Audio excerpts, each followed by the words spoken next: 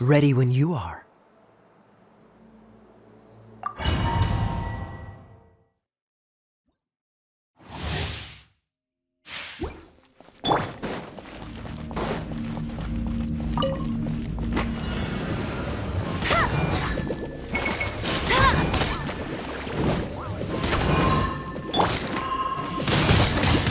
Windblade!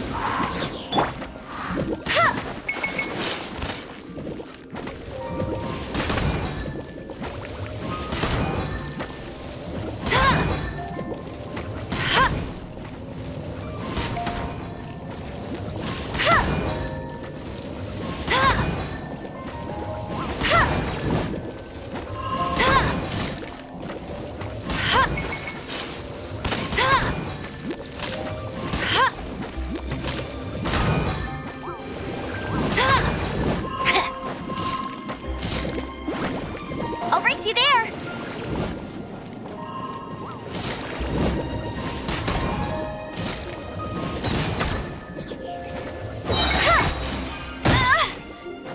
No one escapes my sights!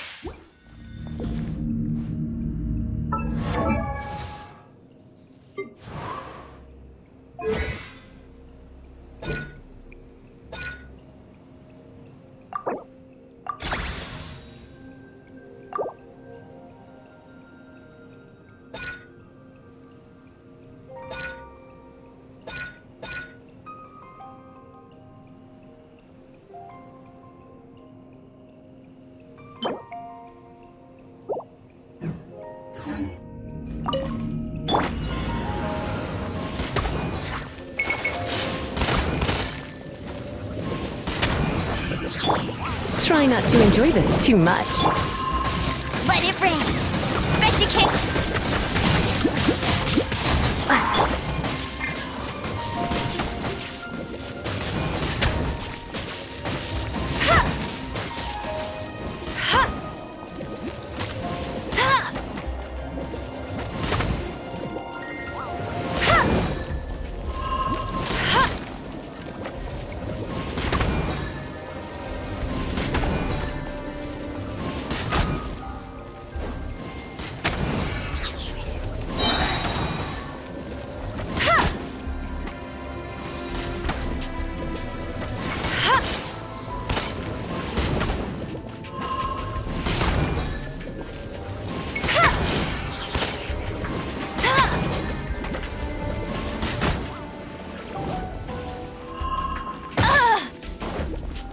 No escape!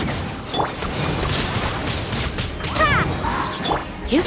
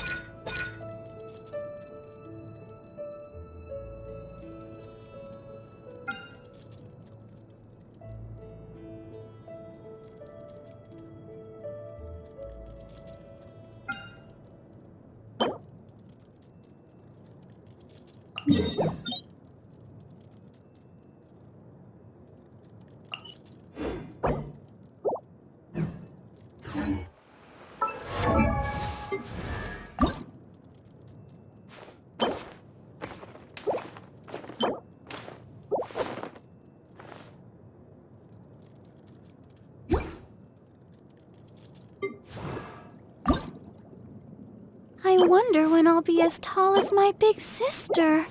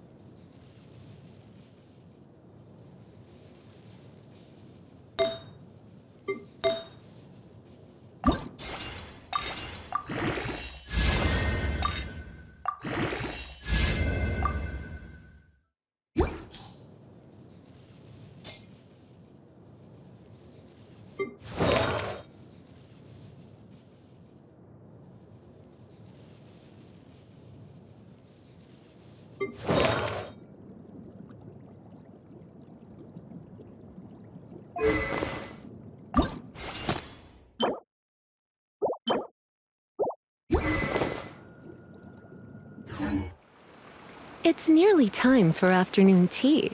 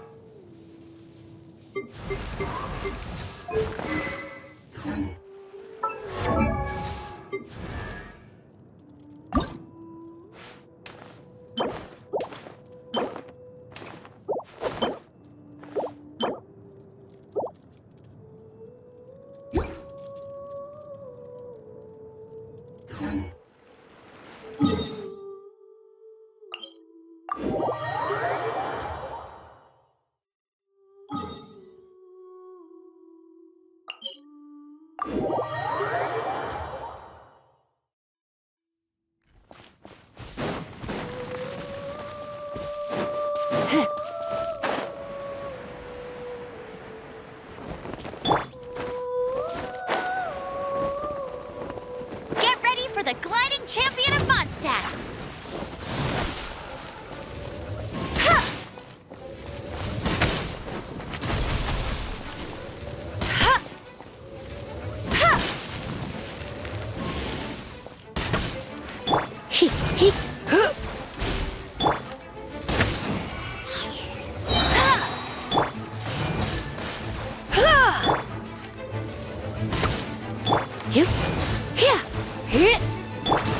Let it rain!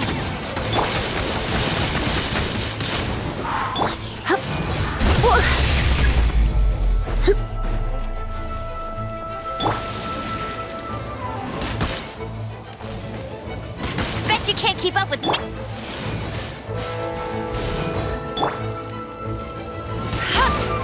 I'll race you there!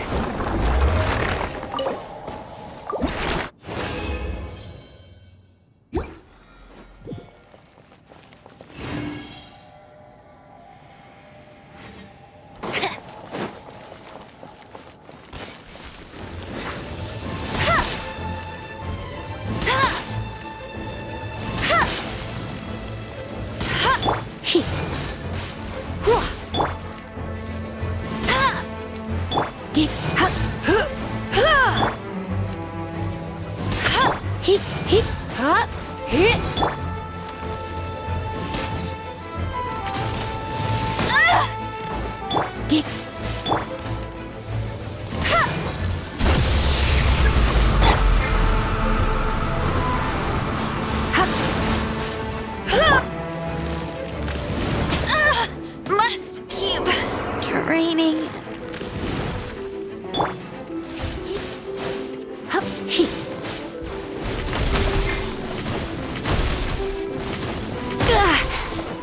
Come a little close. Swing blade.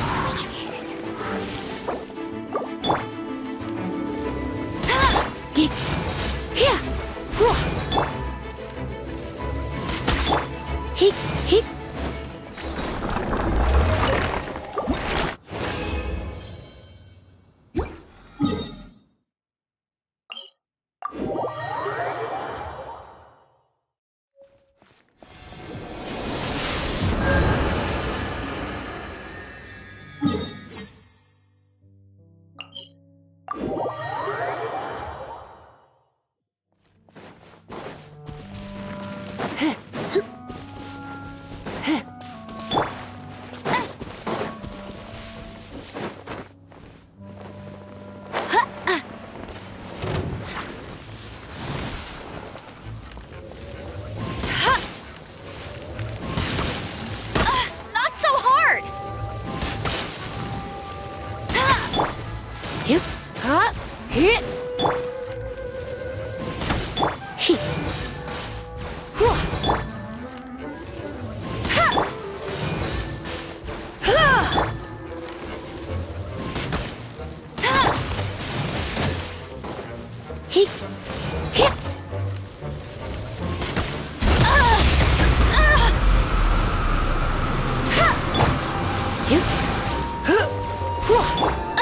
I'll never surrender!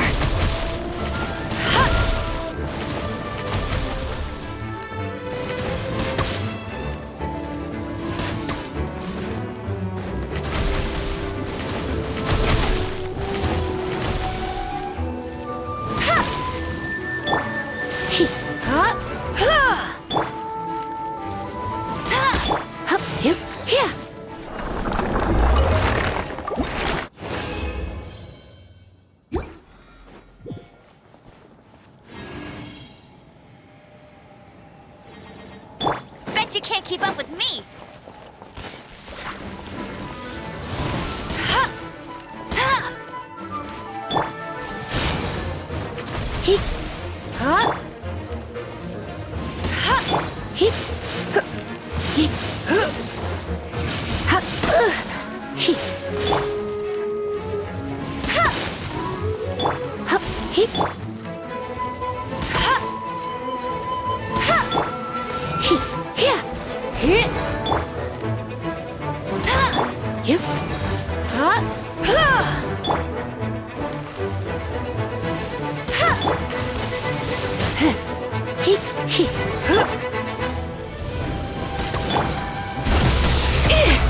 I knew I should have stayed home.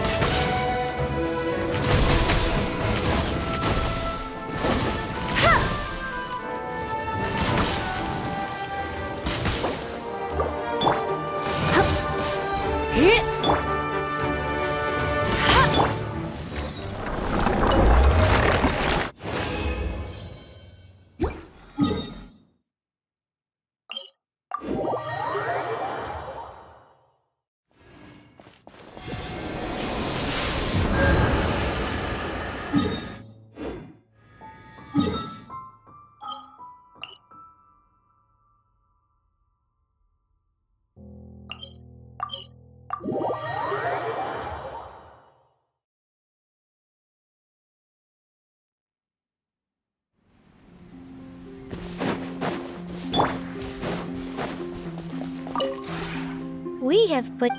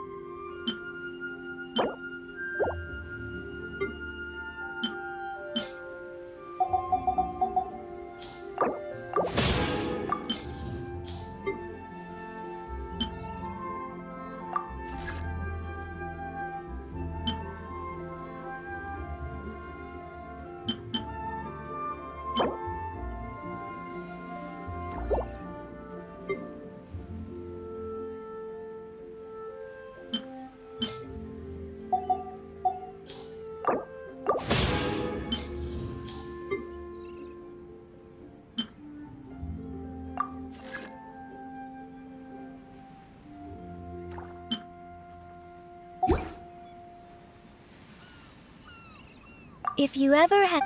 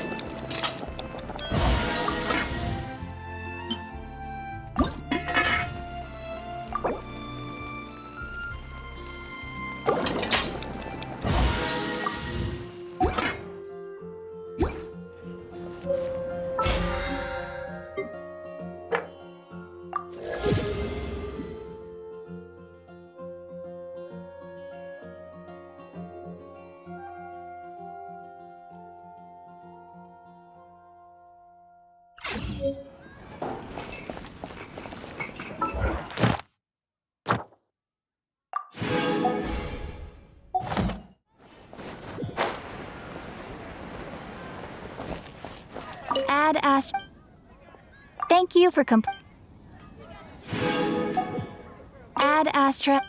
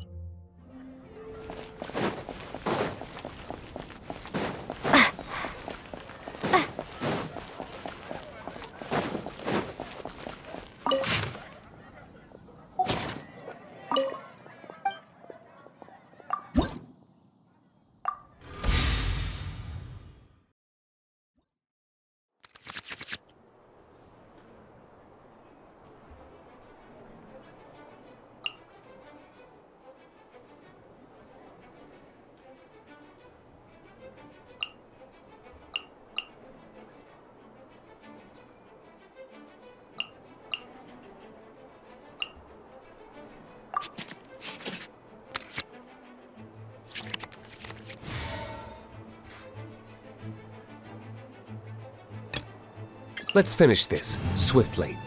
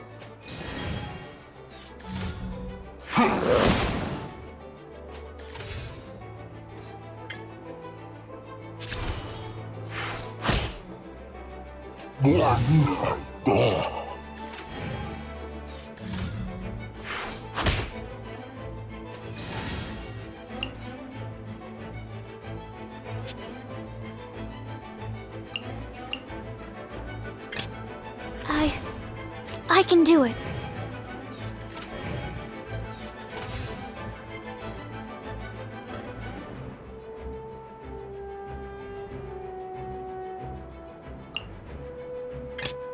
Ready when you are.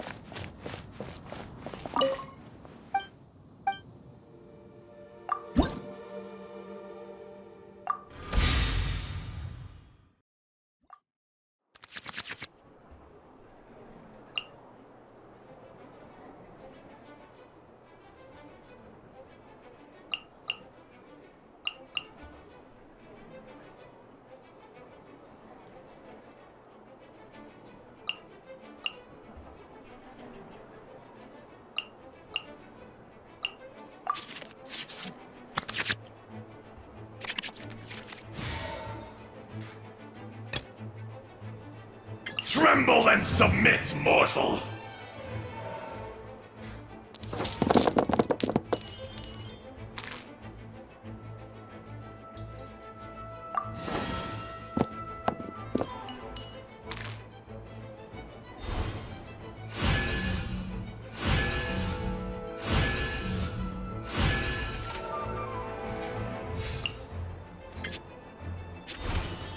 The enraged Earth will not absolve you!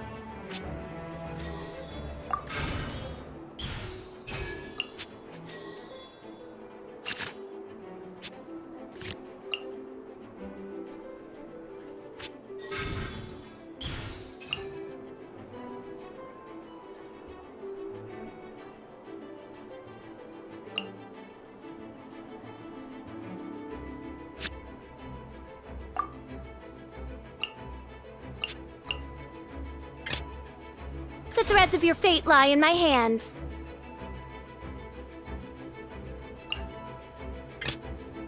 Tremble and submit, mortal!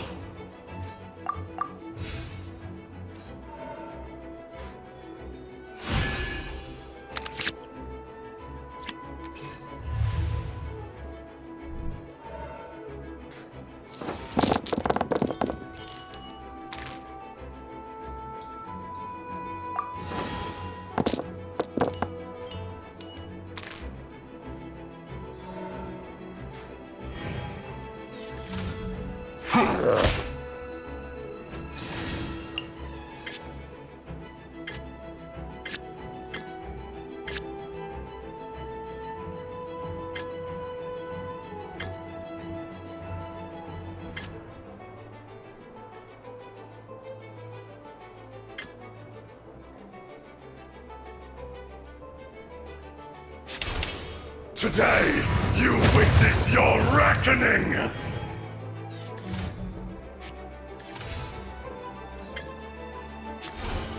Back to the Earth!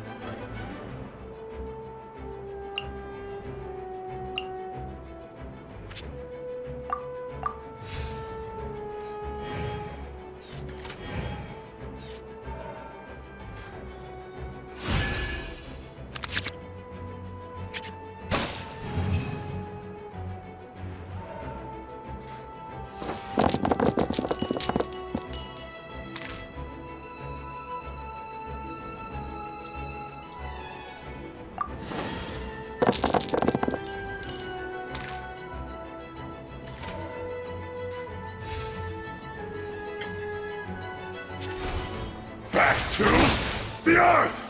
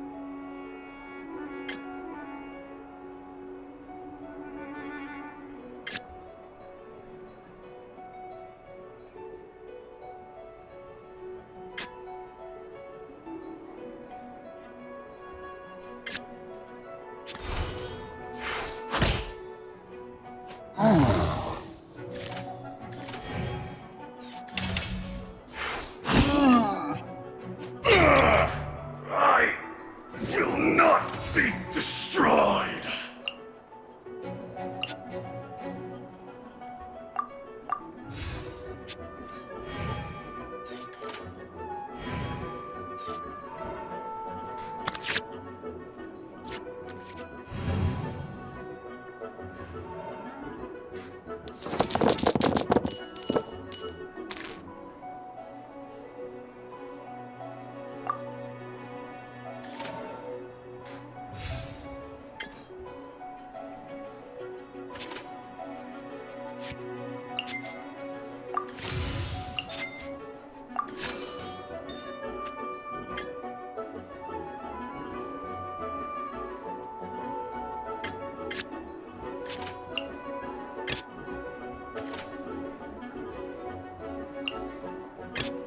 Contamination must be washed away.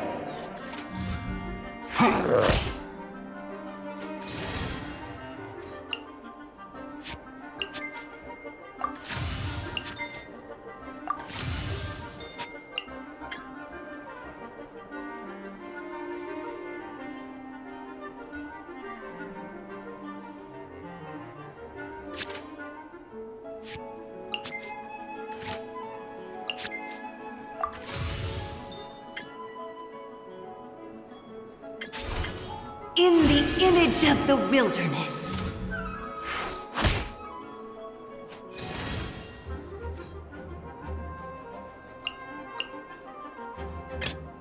The threads of your fate lie in my hands.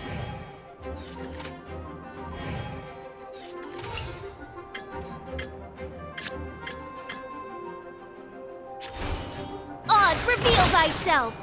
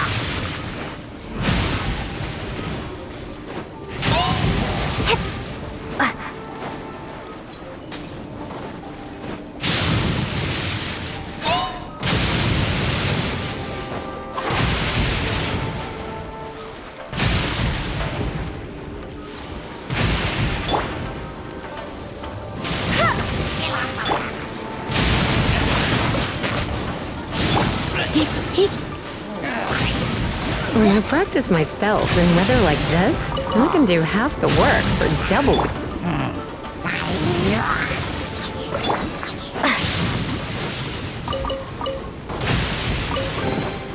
A reward on the road.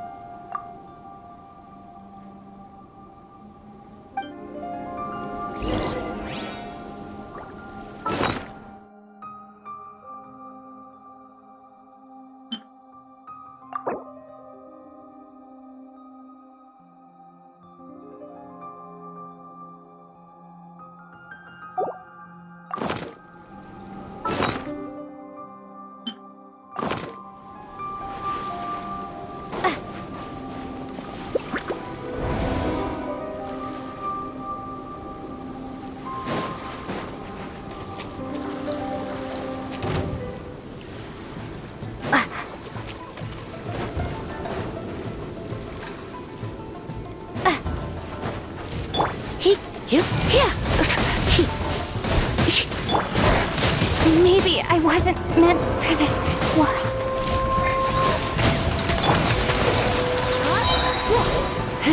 Surrender and I'll be gentle. Cool it! Ha, this moment will be frozen in time.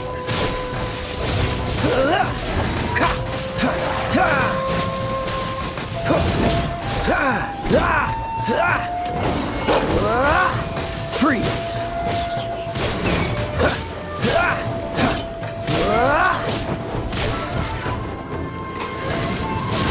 Dodge this!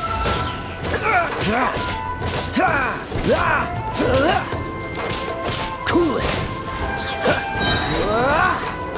Don't get frostbite! Dodge this!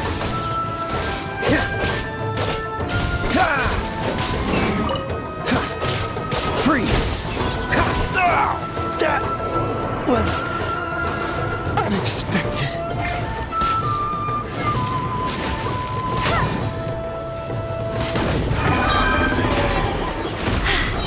Told you I'd win.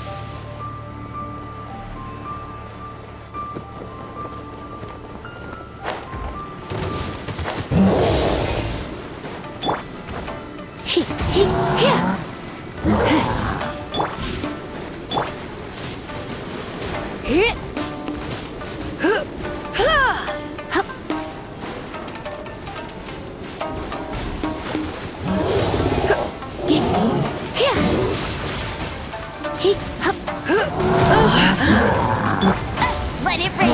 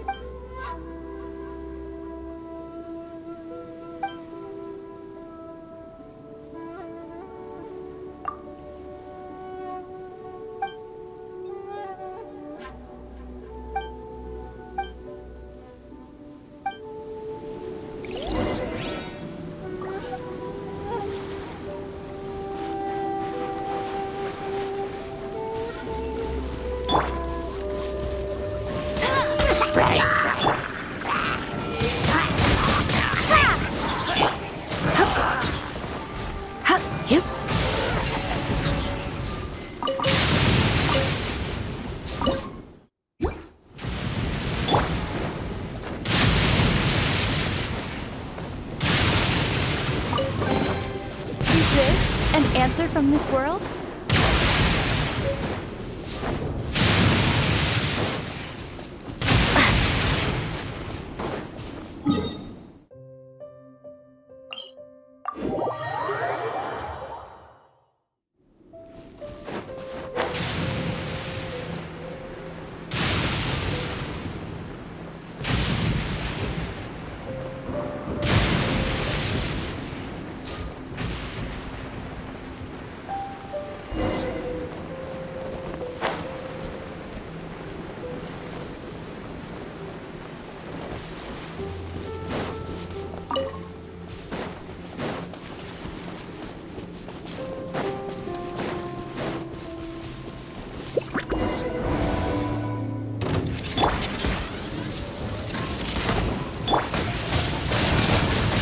Windblade! I have some for you too.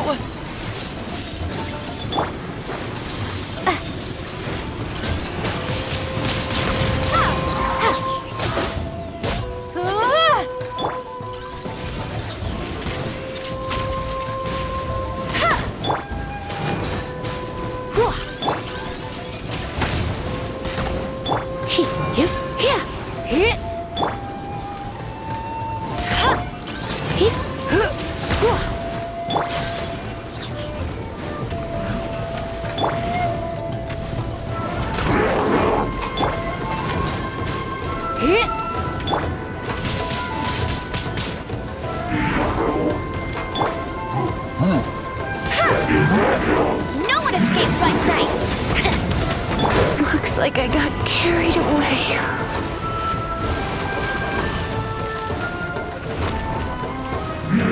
Oh, so sorry. Dodge this!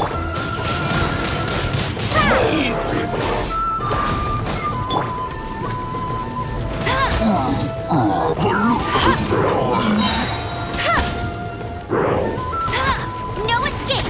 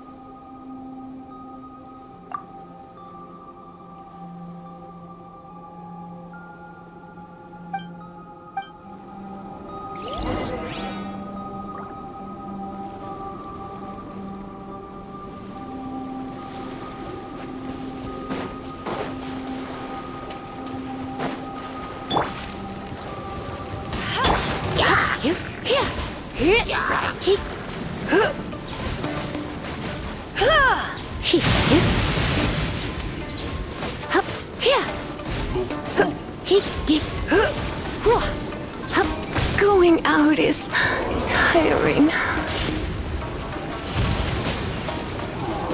This is not the end.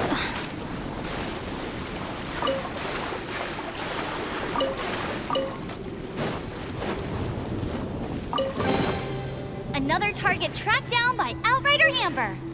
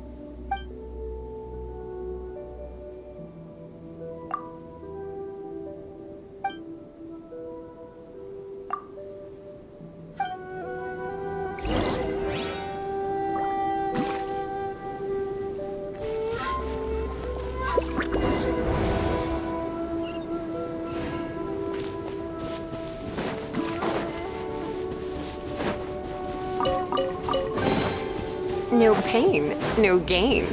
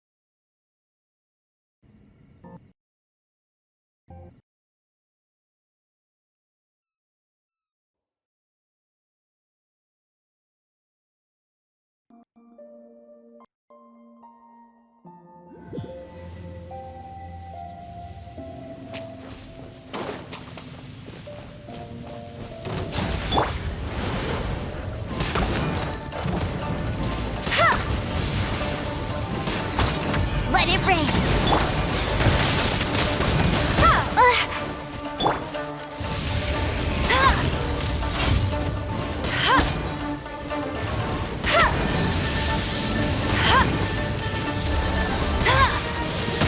Not so hard!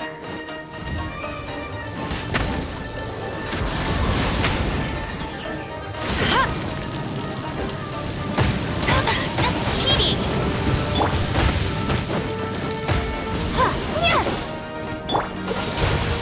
Don't get frostbite.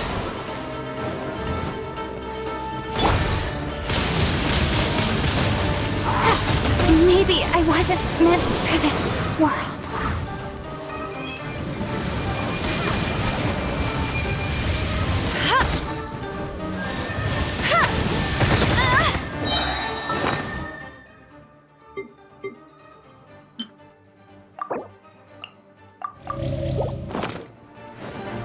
No one escapes my sights!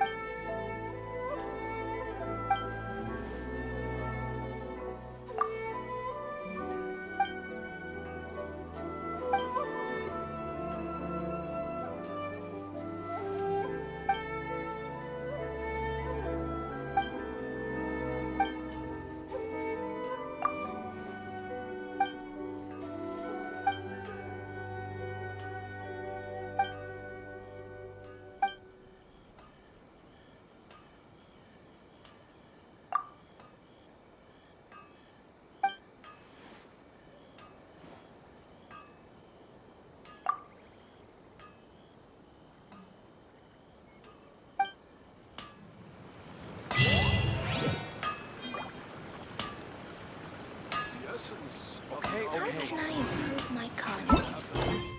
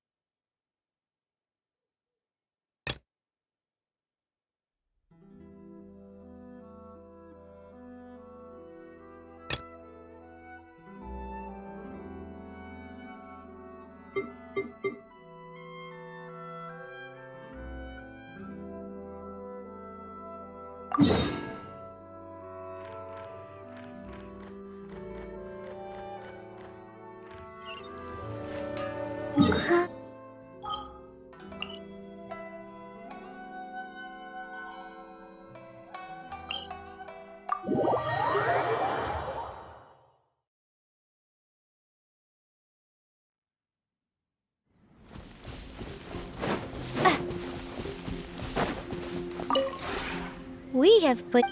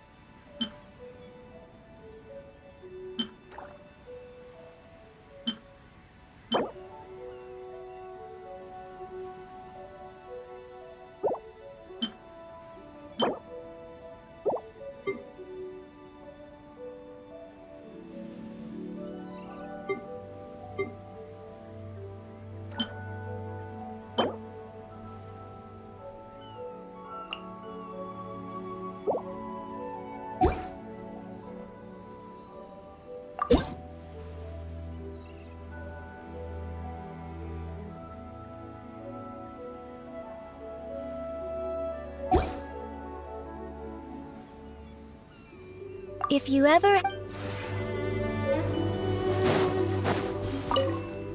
Hey, look who it is. Your bones are still holding you up then?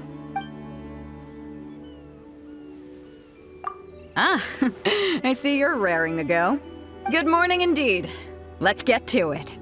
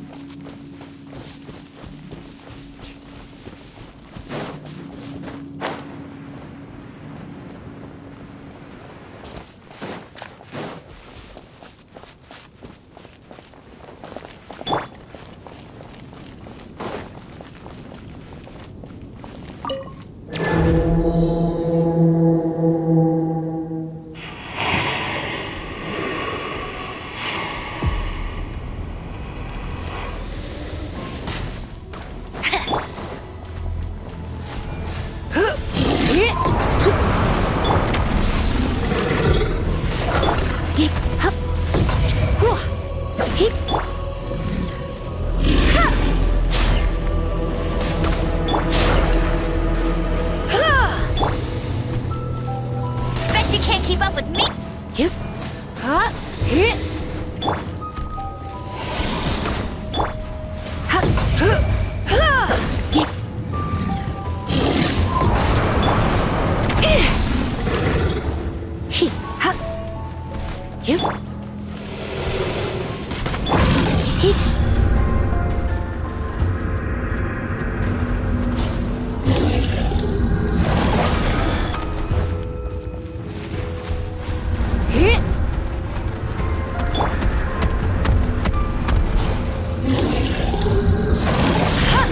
That's cheating!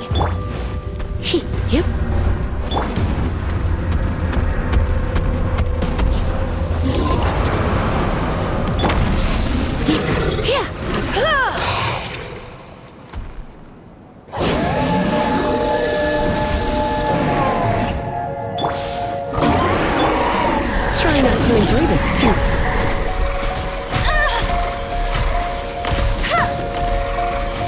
That's cheating!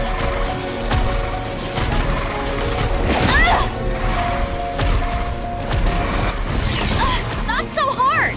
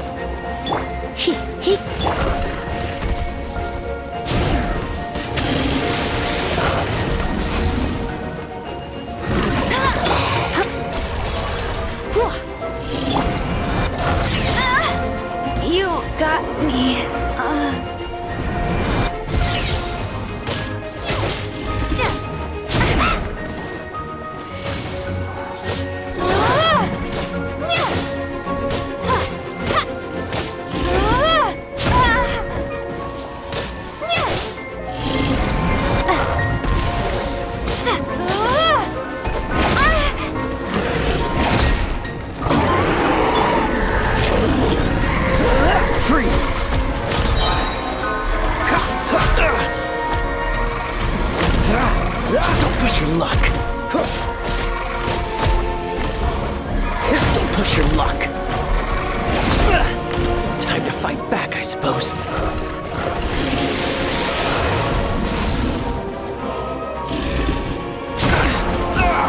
That was...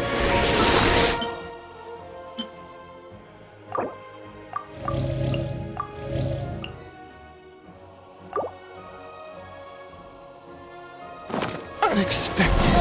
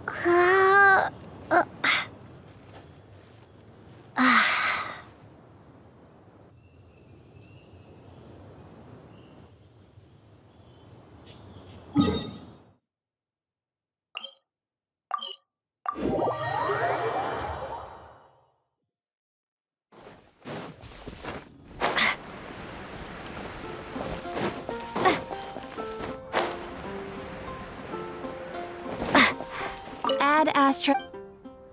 Thank you for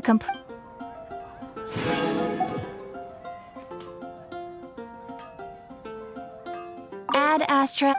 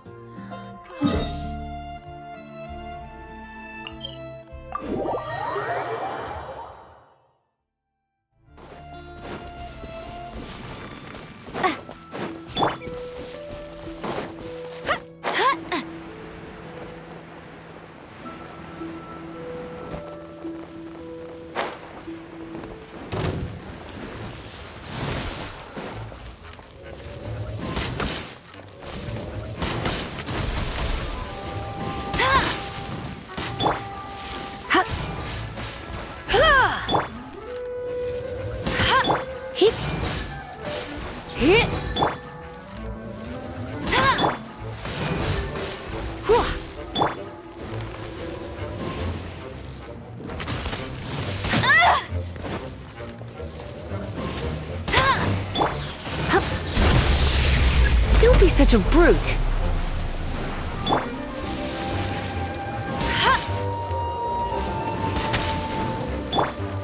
Get.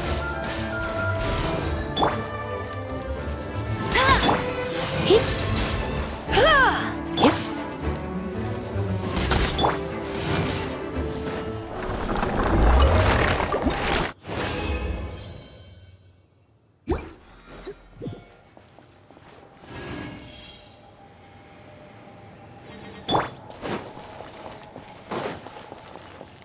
Bet you can't keep up with me!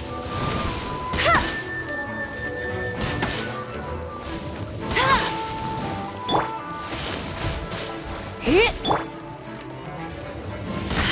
Get.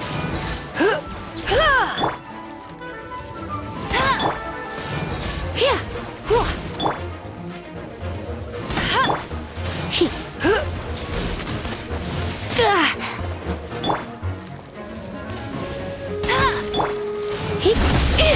Oh, looks like I got carried away.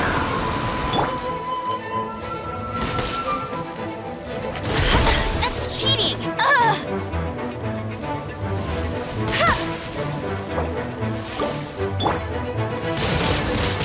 Windblade!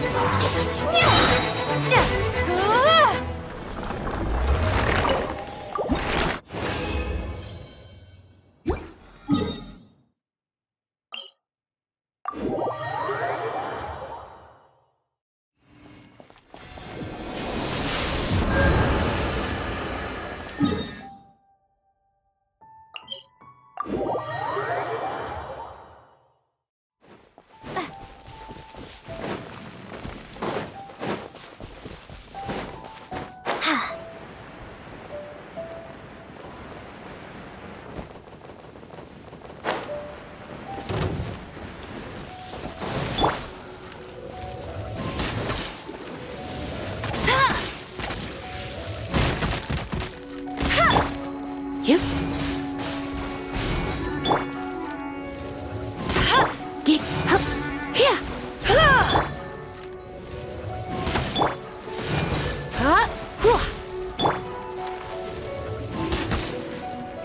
Hit.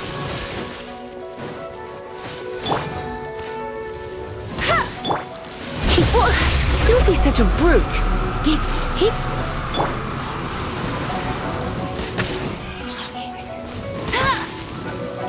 Hit. Here. Hup, hup.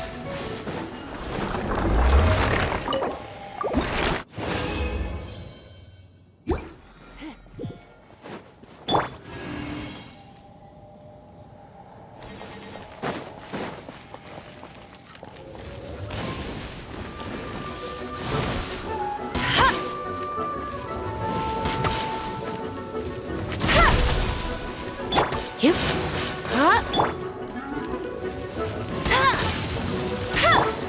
Hit. Hit. Get him here.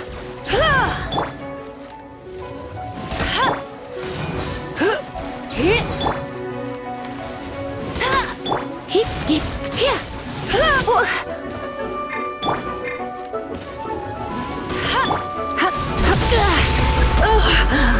My.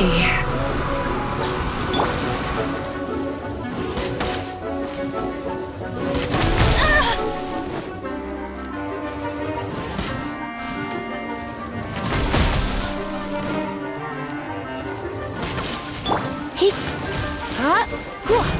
Hit.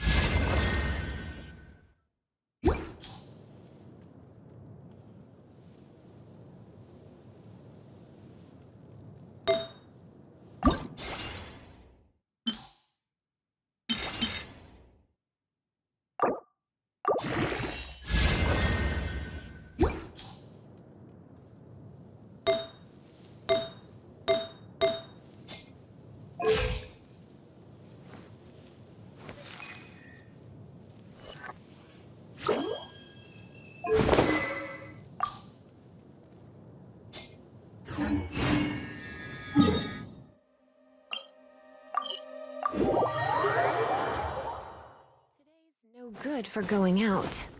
Did I say that yes?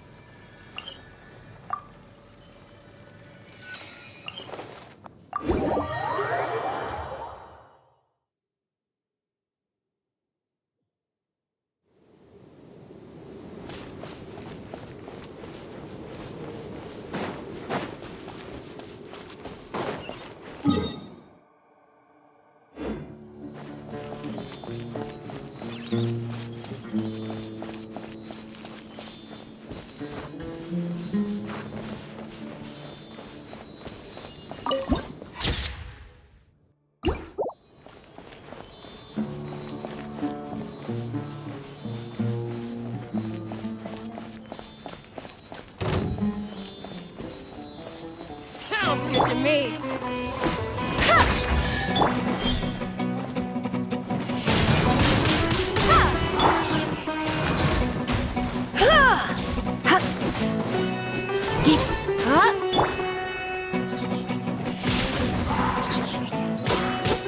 How heartless.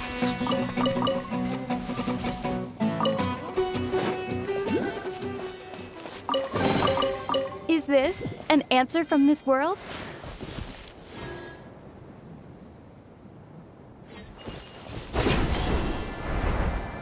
That's close enough.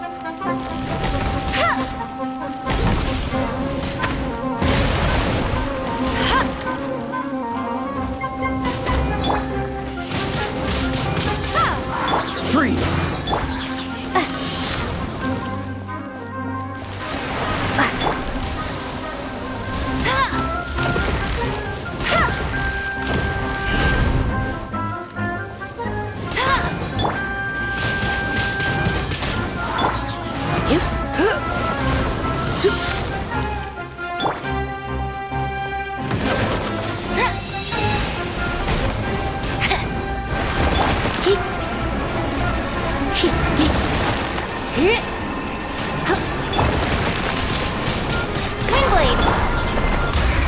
That's cheating!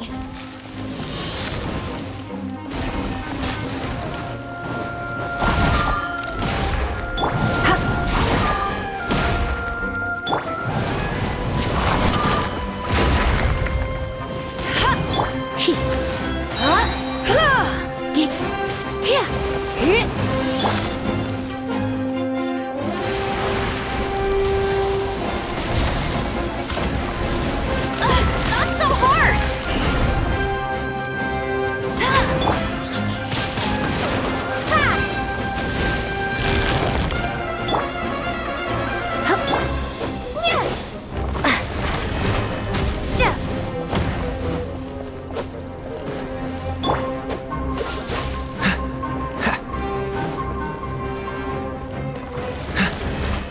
What's the hurry?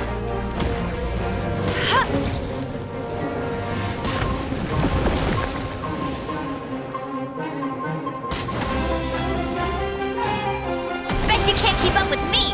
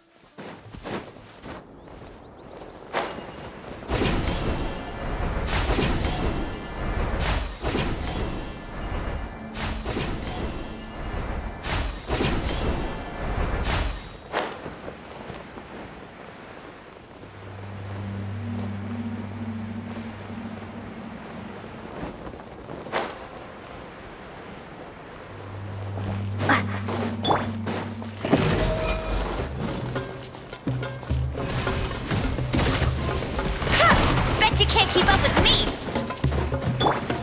Propagate!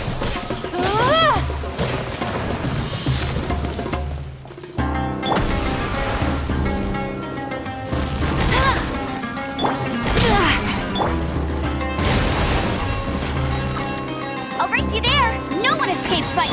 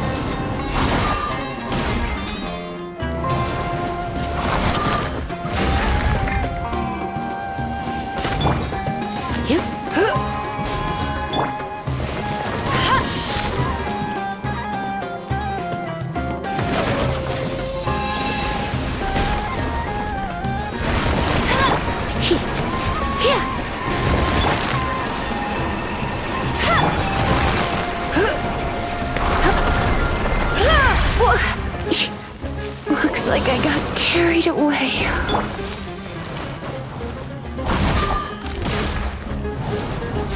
I'll race you there!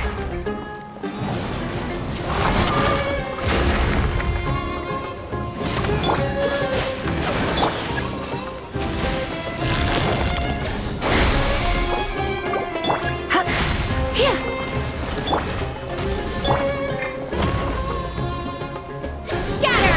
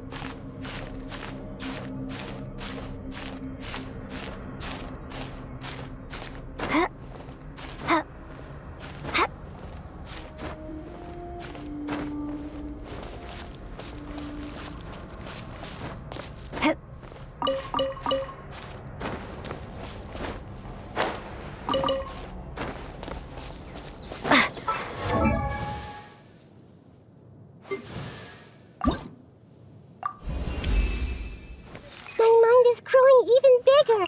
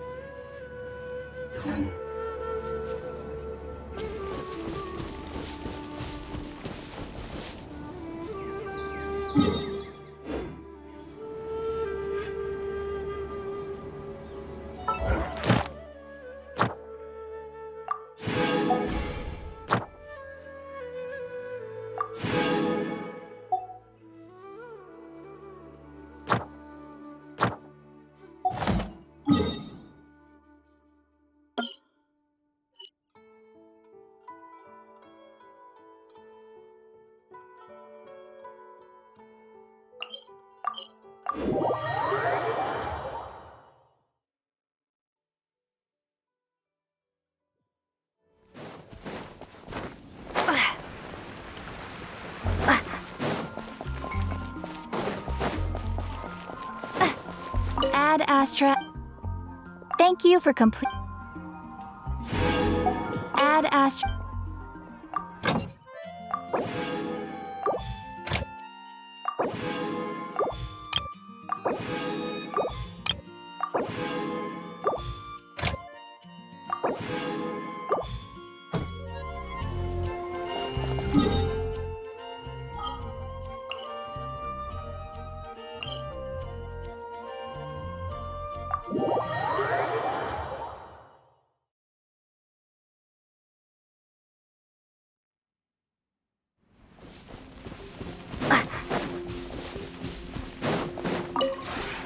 We have put in...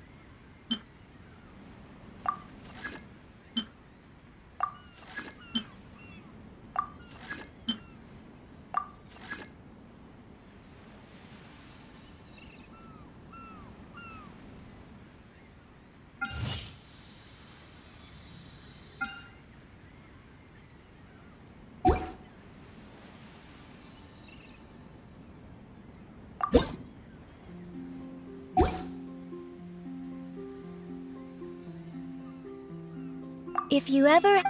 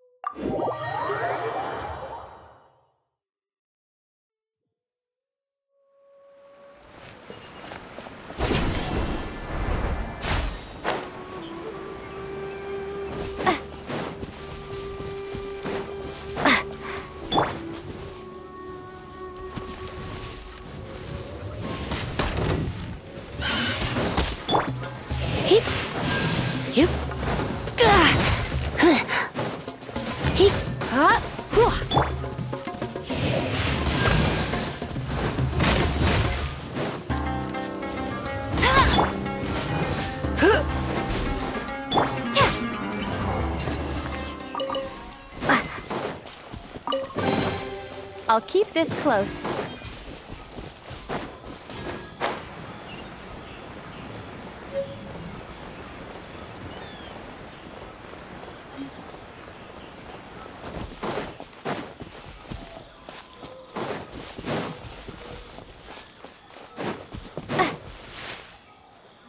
Hold it right there. A blonde-haired traveler and a floating fairy. We've got you, all right. Take a look around. You've fallen right into our trap. Are you mercenaries from the Corps of 30? Did you come here to arrest us? Corps of 30? We're nothing like those government lapdogs who don't even get scraps for their work. We are an elite brigade that commands the highest commission rate in all of Sumeru. We're here on the orders of a client known only as the Outcast. The outcast? An outcast from the academia? But why wouldn't the doctor just send the Fatui after us? Still wasting time on idle chit-chat.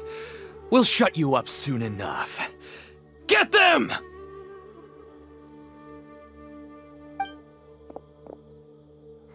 You're up, Traveler! Following orders. New punching bag. Windblade. Hup, you.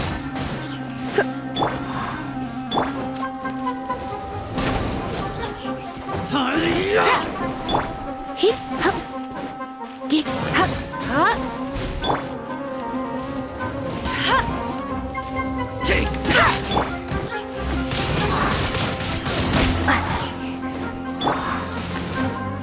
Hip, you.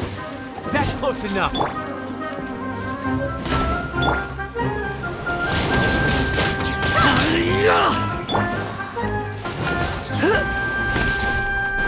Hip. Hip. Where do you think you're at?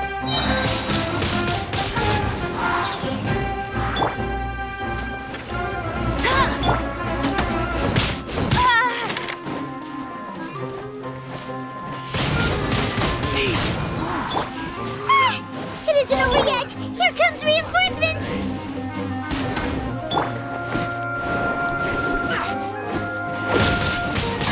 Windblade. Hup. Here. Hip, hip. You.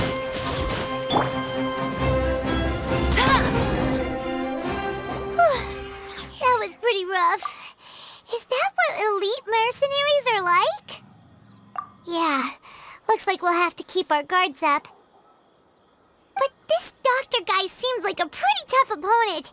He knew exactly where to set up an ambush. Did he predict that we would try to find Kainari? Going up against smart people is tough. Anyway, let's keep going.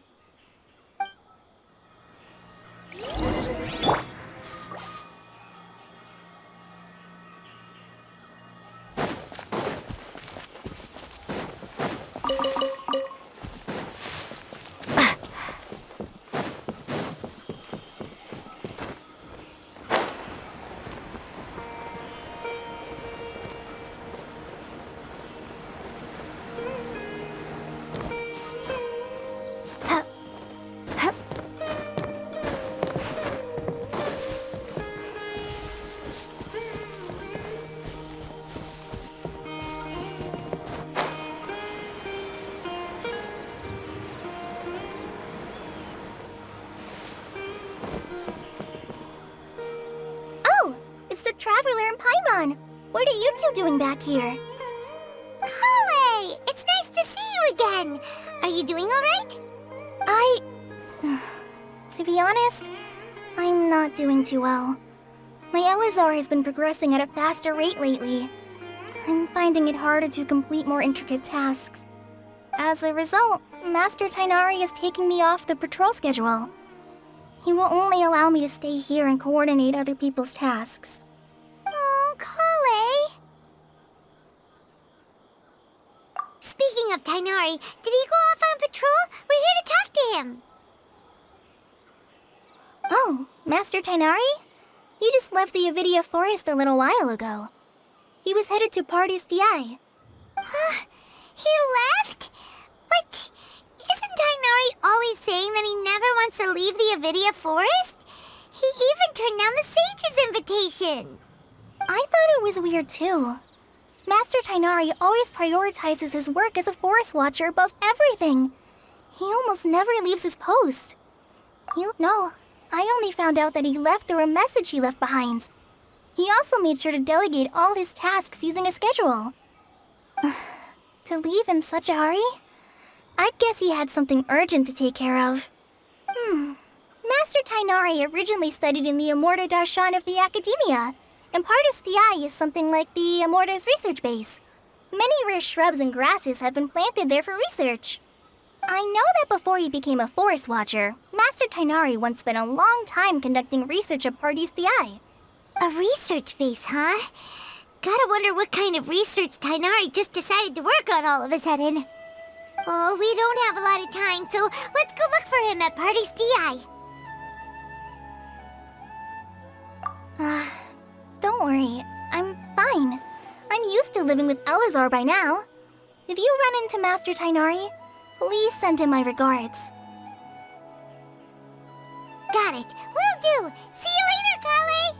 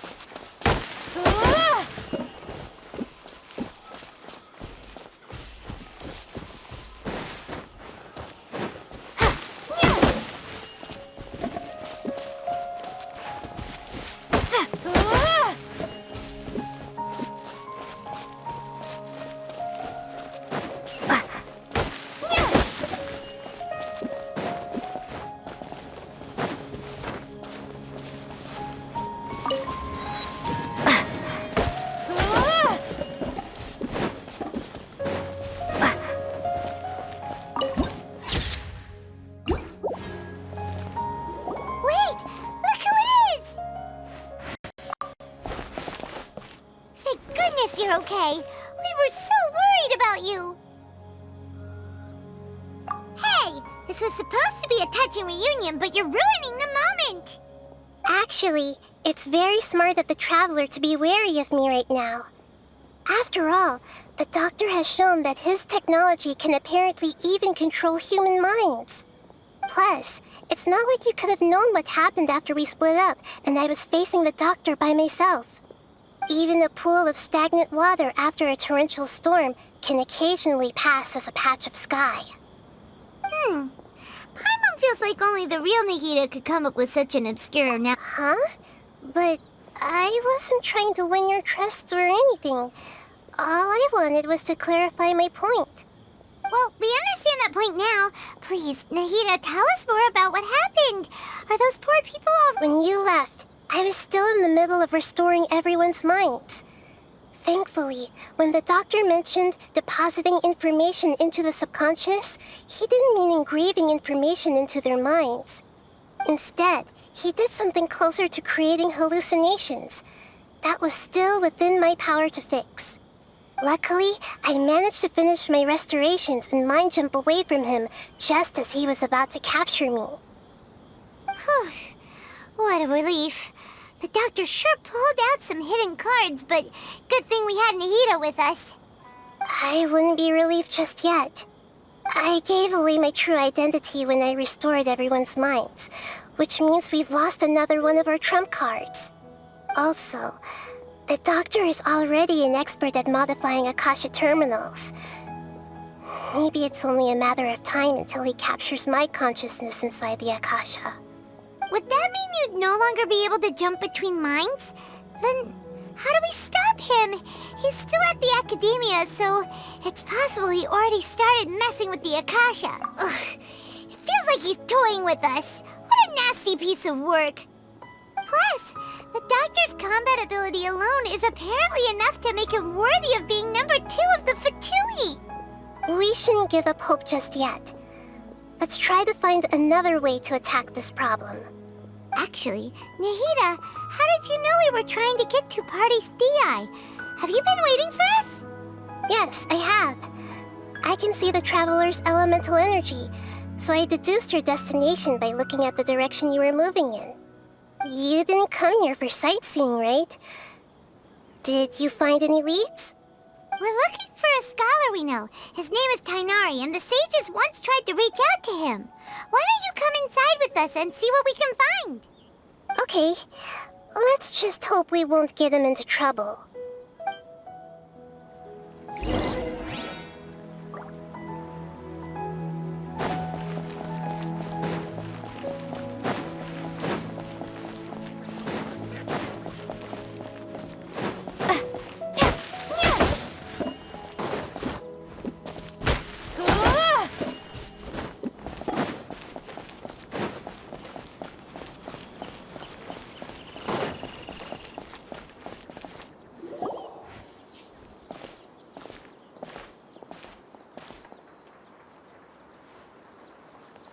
Traveler? It is you! Ah, it's Hypatia! What a pleasant surprise! It's so nice to see the two of you again. Who's this? She's a scholar we met in the Avidia Forest. When we last saw each other, she was still training in the, what's it called? Satyavada life? Oh, I see. That's right, we're old friends. You've come at just the right time. Ever since I've come here, hardly anyone has even talked to me. Hypatia, you're way too excited about this. Actually, for you to leave the Avidia Forest means... you're not in training anymore? Wait, no. Did you already finish your training and reach Pariporna life? What do you think? My consciousness has already managed to make contact with the divine. You did it! Congratulations! It's so exhilarating to share this sublime joy with others at long last! When my consciousness made contact with the gods. What a supreme and unparalleled experience that was! That sounds incredible! Oh, all right. Actually, please wait. I haven't forgotten my promise to you. Remember? I promised to help you understand what you saw from Irminsul once I gained deeper insights. My current self has not only gained true insight, but I can even help you establish a direct connection to the consciousness of the divine. You can do that? I've never heard of anything like that, but if you want to give it a try, I'll do my best to protect your consciousness during the process. Hold on. I brought some spirit borneal with me. This is still a crucial part of the ceremony. We're using that incense again? All right now. Hold my hand. I'll help you establish a pathway to connect your consciousness. Okay. Ready?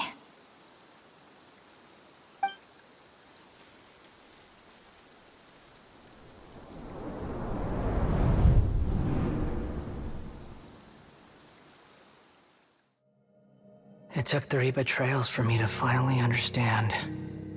The world is just an elaborate tapestry of lies. My fury will never be quelled. The first to betray me was a god. My creator. My mother. Valuing strength above all, she saw no worth in me and I was discarded. The second was a human. My family. My friend. Consumed by fear, he saw me as an abomination. The third was one exactly like me. A hope for the future. A fledgling barely out of the nest. Powerless before his mortality, he broke his promise to me. Humans, they can't be trusted. And the gods fill me with pure loathing. So I said good riddance. I denounced the world and laugh in its face. My chest will never again be defiled by worldly filth. I will scrub away every last trace of human emotion.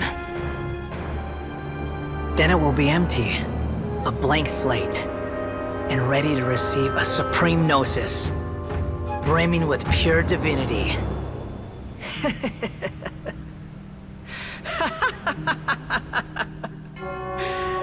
There is no need to fear. The pain will be brief. Your era is coming to an end.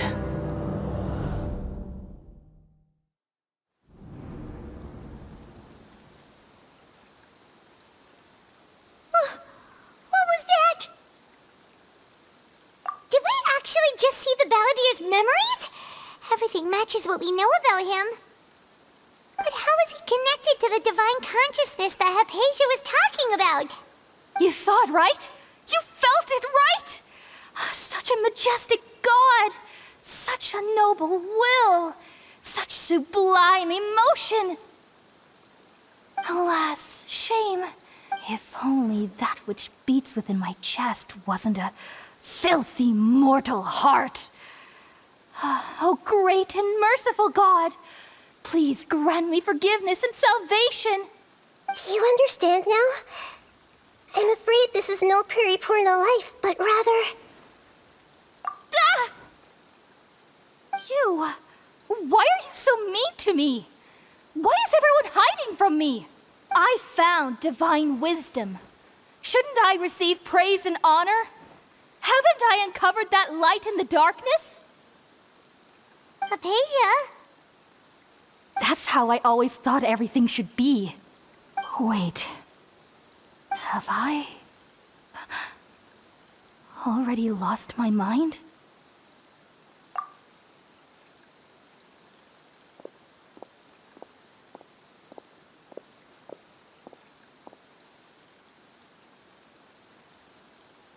Wait, something isn't right.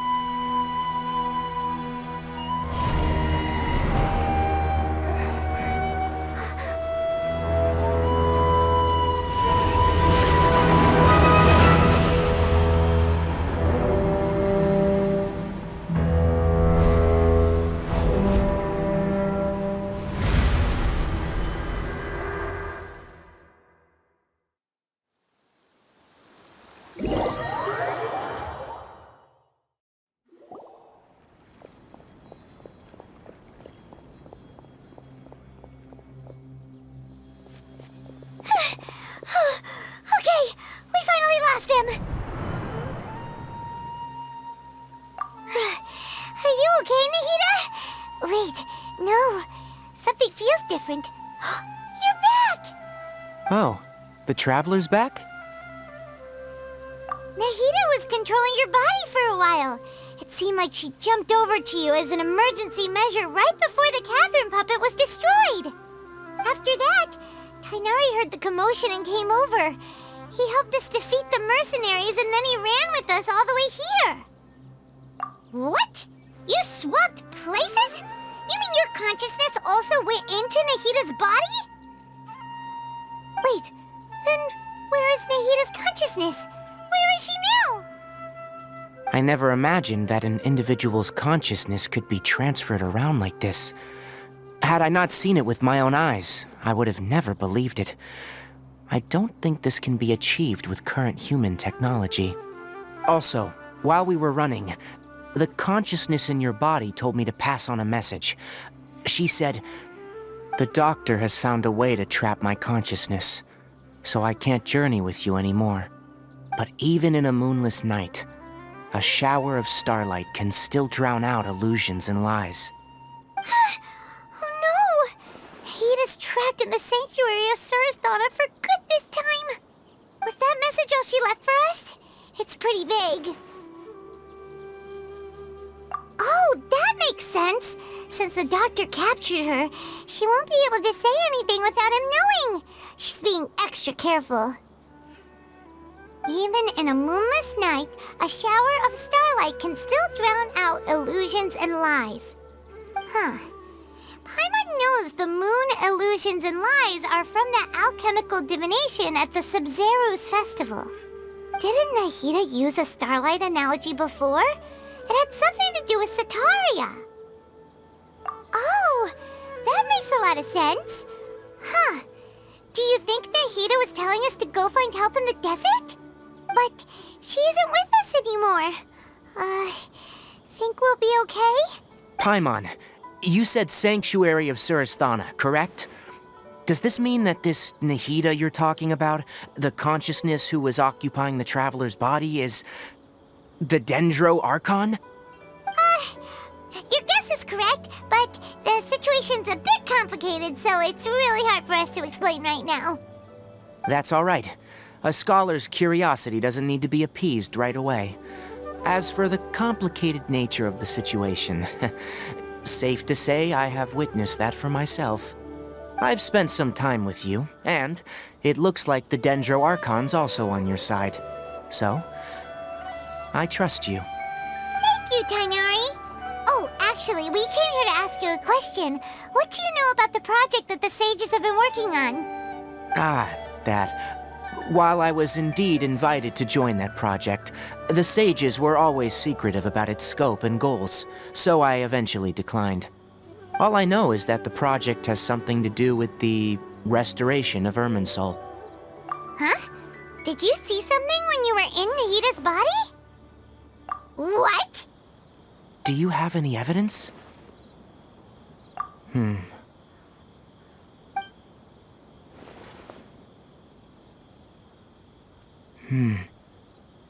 So that's what happened.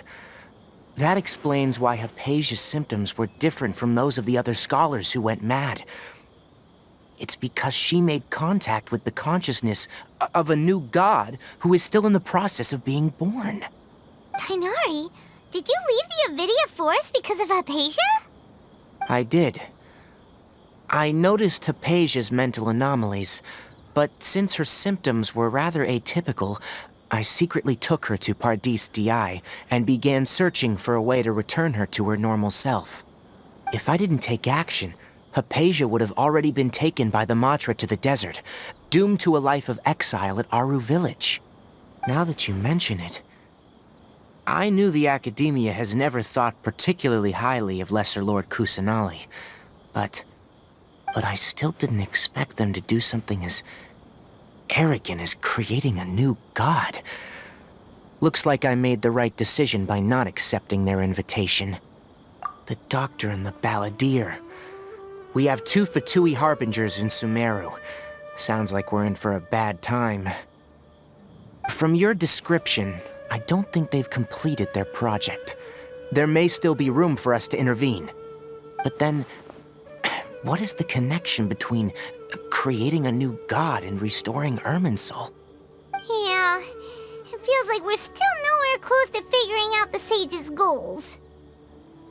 Right, we've pretty much gone over everything we need to know, so we should head out. How about you, Tighnari? What are you going to do? I'll stay here for now. I still want to try a few more things to help Hypatia. If you're planning to go into the desert, start by heading for Caravan Ribat. That'll be your fastest route. Come find me here if there's anything else I can do to help. May the spirit of wisdom go with you. Thanks, Tighnari. Hopefully Hypatia will feel better soon. We're off then.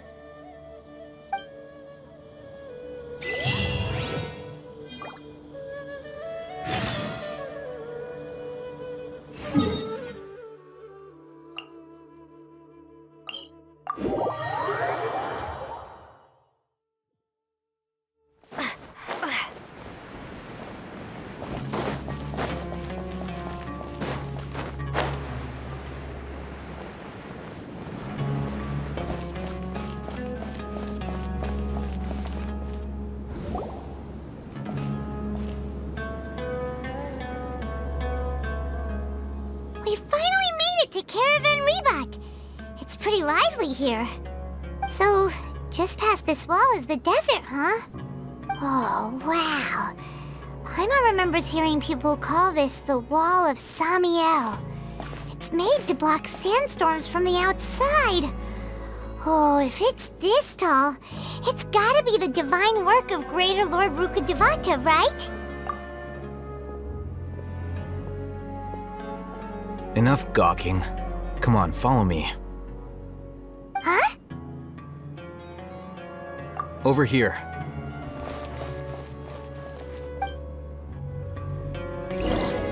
Oh, Hatham went that way! Let's hurry up and follow him. Wonder what he's up to.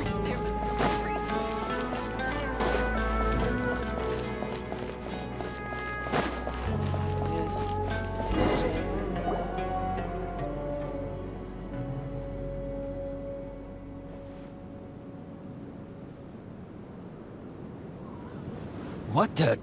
Where did she go? How did we lose them? They were just here a second ago.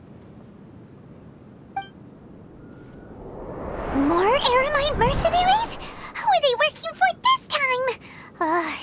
Anyway, Traveler, it seems like we were being followed again. You were too careless. You should have noticed those hopeless amateurs trailing you a long time ago.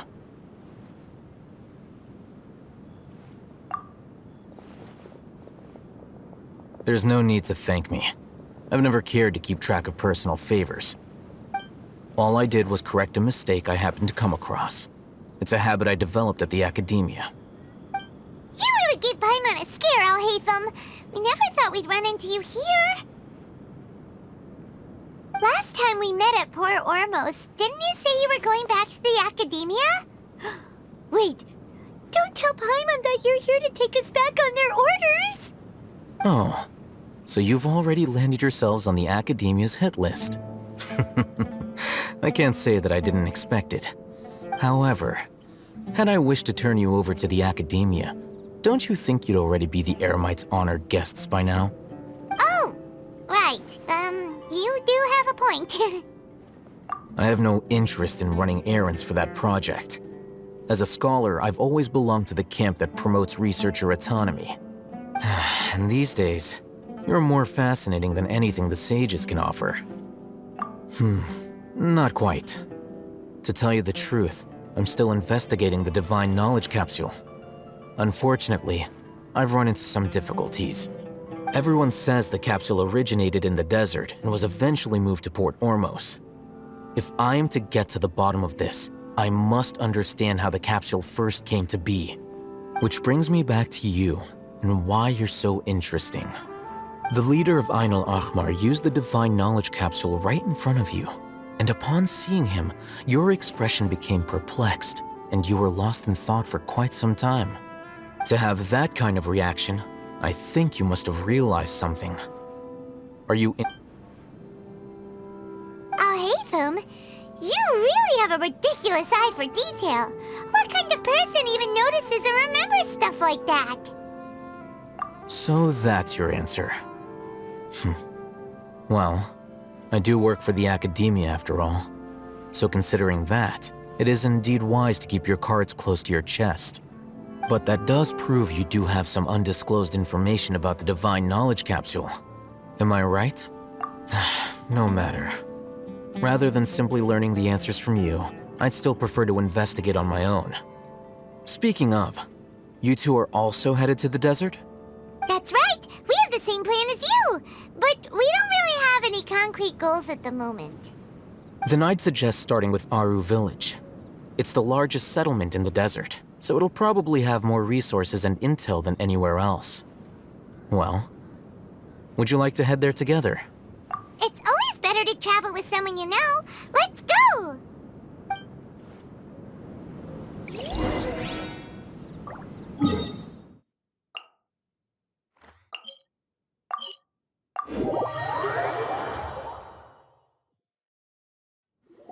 Before us lies Aru Village, the safe haven of the desert folk. Whoa, this landscape is really something else. What a cool place! Let's go check it out!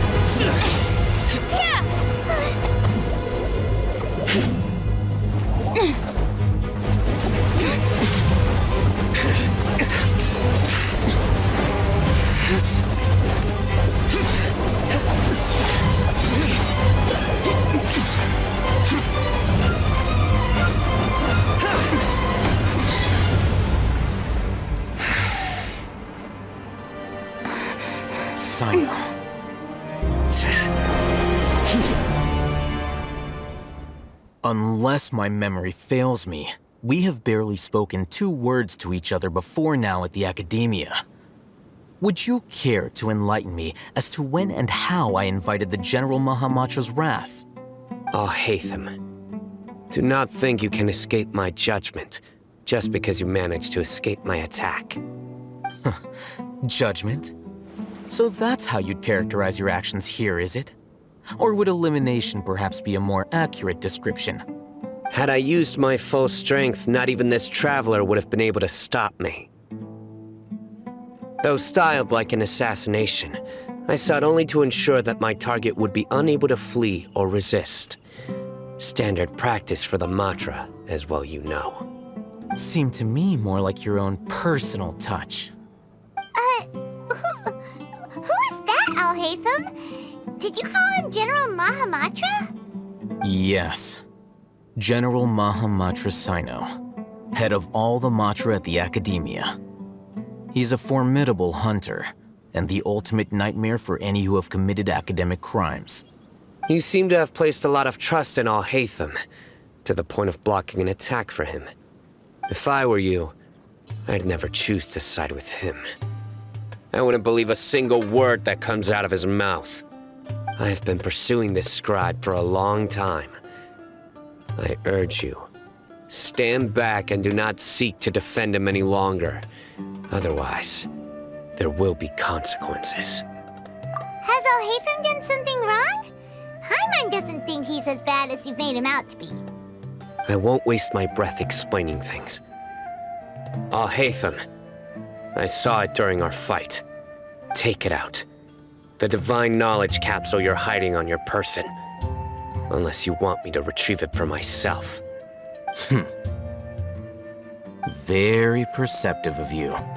Nothing escapes a Matra's senses. Wait, the Divine Knowledge Capsule? Didn't it fall into the Matra's hands in Port Ormos? No wonder you speak with such confidence, Sino. But I must admit, I'm very curious. What does this capsule mean to you? And why, as General Mahamatra of the Academia, are you all alone in the desert? As far as I'm aware, the other Matra have been speculating about your disappearance. Have you been given a mission that's, let's say, morally dubious? If I was the real target of your mission, what was stopping you from simply using your authority and resources to judge me within the walls of the academia? I should have known you'd be difficult to deal with. You two? Ugh! What you would do, Traveler? Paimon feels like we can't trust either of them! Ahem. Well, look at you two, acting all tough and self-righteous over there. Wait, Dia?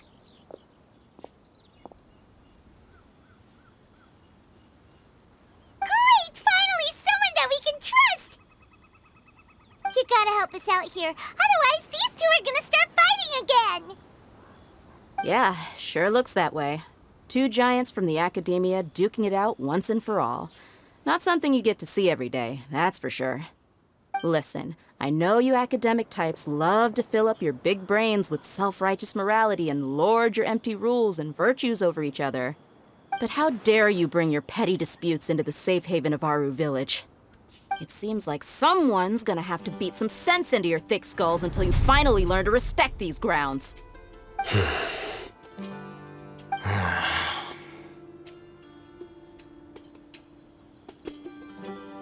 Hey, did either of you hear a word I just said? Whoa, what's going on? The wind's so strong! Is this a sandstorm? Paimon's gonna get blown away! Another sandstorm? What's up with these recently? Hey! All of you, over here, quickly! We have to take cover! Someone's calling for us! Oh, this wind is too strong! Let's get over there! That sounded like Candace. Come on, you two. Jeez, are all of you academia folks such hard work? Move it! All right, stop yelling.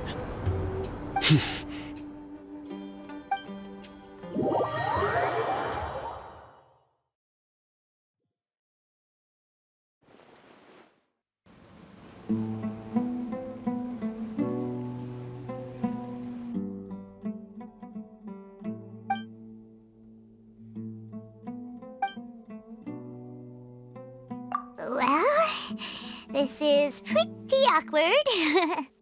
Hey, wanna play sardines with three people who wanna tear each other limb from limb? Sure, why not? Sounds fun. The air is so thick and heavy. Paimon can hardly keep floating anymore. My sincere apologies, everyone. This is the home of our village chief. I will have to ask you to make do with this small room until the sandstorm dies down. Please, let me introduce myself. I am Candace, protector of Aru Village. Our savior has come at last! Nice to meet you, Candace. The name's Paimon. Thank you so much for helping us. There's no need to thank me. It's only right to help each other when the weather gets rough. Wow, she's so gentle and caring, like a nice older sister. Unlike those guys over there. All right, now that we're all better acquainted, we should return to the topic at hand. As a guardian charged with the responsibility to protect my fellow villagers from harm, I was observing your conflict from afar, even before the sandstorm started. And now that you have set foot within our village itself, it is all the more my responsibility to make absolutely sure that you pose no threat whatsoever to us. So please, have an honest and sincere conversation with one another and put your hostile feelings to rest. If anyone dares to start anything again while they are under this roof, I will not hesitate to send them out for some quality time with the creatures of the sandstorm. Oh, on second thought, Paimon may have misjudged Candace's character. And that goes for you too, Miss Dia. Do I make myself clear? All right, we got it, Candace. That's what I like to hear. So, which of you will begin? I was supposed to be a mediator, but I might have gotten a little too involved just now. Anyway, one of those two should probably start talking. Wait, that was you trying to be a mediator? I have nothing to hide, so there's no shame in explaining myself. While Al-Haytham wasn't wrong about the other Matra not knowing my whereabouts, it's not because I've been assigned a morally dubious mission. Rather, I've chosen to exile myself. Huh? Exile yourself? A little while ago, I discovered that there was data missing in the Academia's project planning and development files. What little they did report clearly did not match the project's actual progress. As General Mahamatra, I had the responsibility and authority to request an audit. However, to my surprise, the person responsible for the erroneous data was none other than Grand Sage Azar himself. I tried to investigate the issue myself before submitting a formal audit request, but I soon found that all leads and potential pieces of incriminating evidence were carefully concealed from me. I began to realize that they were cautious of me from the very beginning. Unsurprisingly, the Grand Sage rejected my audit request as soon as the submission reached his desk. He even said to me, "The power of the General Mahamatra is granted by the sages. You have no right to judge us." So they really are up to no good. I realized then that to the Grand Sage, the Matra are nothing more than tools for the sages to assert and maintain their control over knowledge. The vows that we took, the principles that we strive to uphold, they are meaningless to the academia of today. I believed it would be wise to flee the academia before the sages had a chance to take action against me. This way, they can no longer see nor predict my actions. I will never give up on this investigation. There's no need for someone else to give me power or authority. Once I find the truth, I will administer judgment by my own name. Sino seems to have the same goal as us. We're all investigating the sages. Plus, now that he's no longer the General Mahamatra, he somehow feels a lot less scary.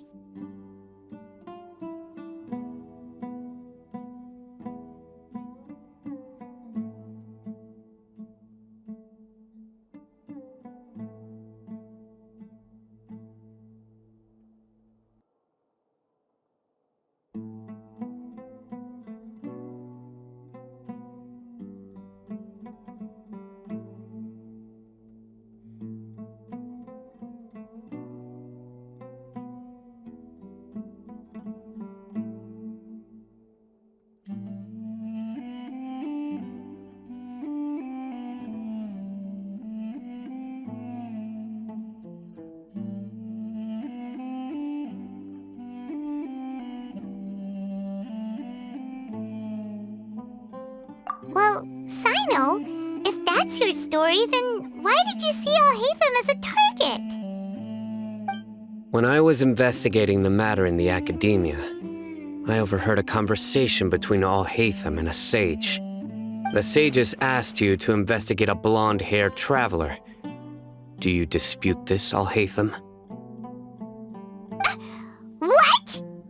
Like many parts of the project, this assignment was undocumented.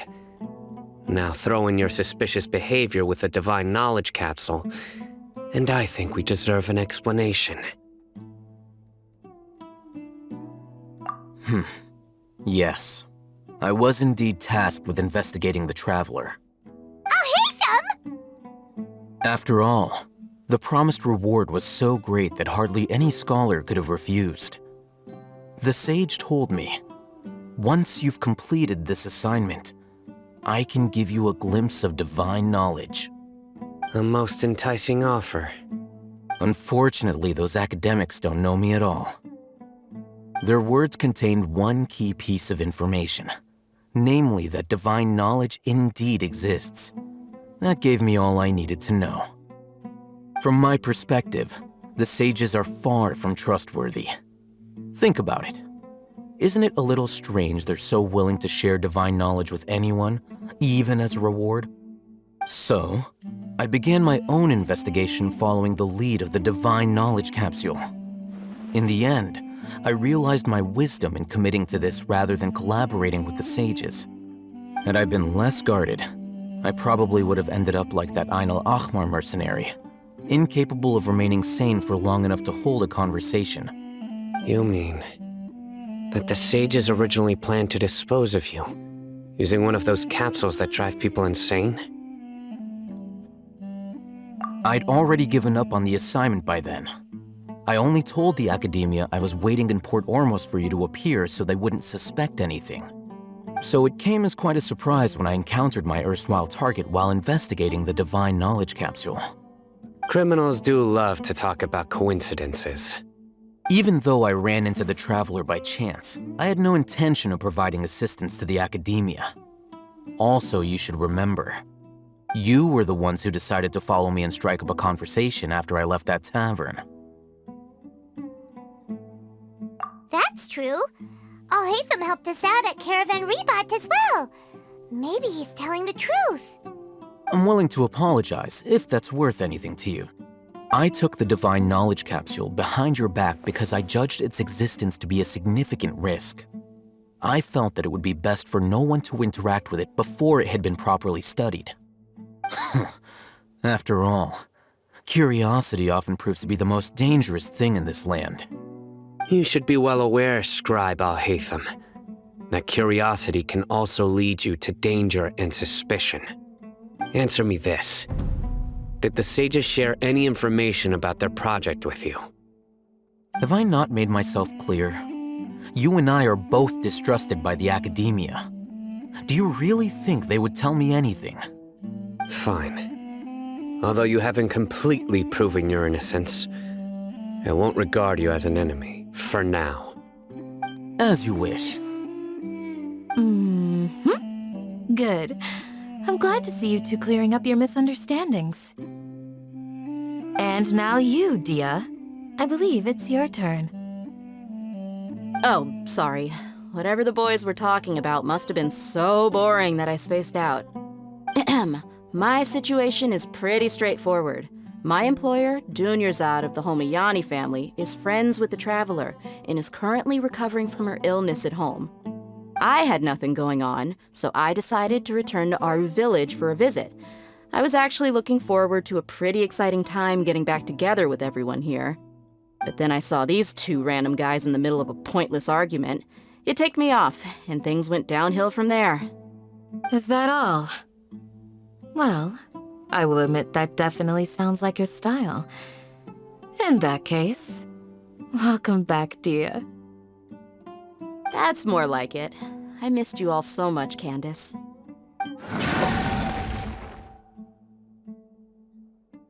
Whoa! What was that sound? No need to worry.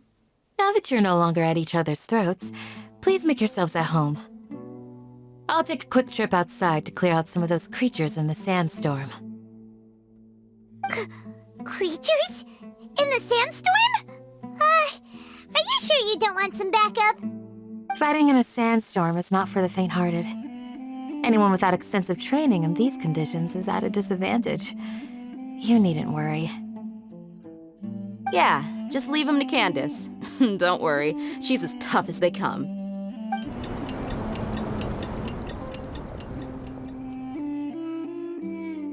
The wind's died down. That means the sandstorm's over, right?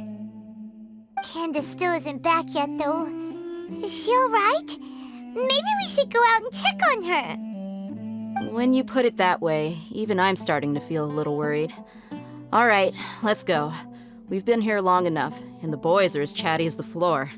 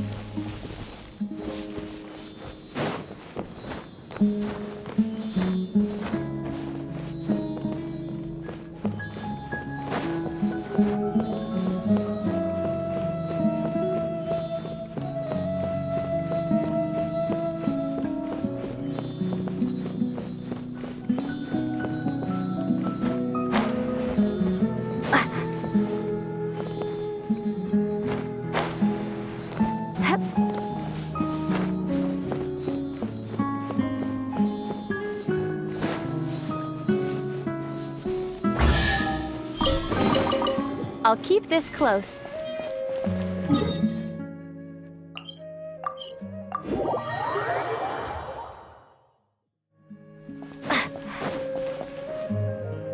Whoa!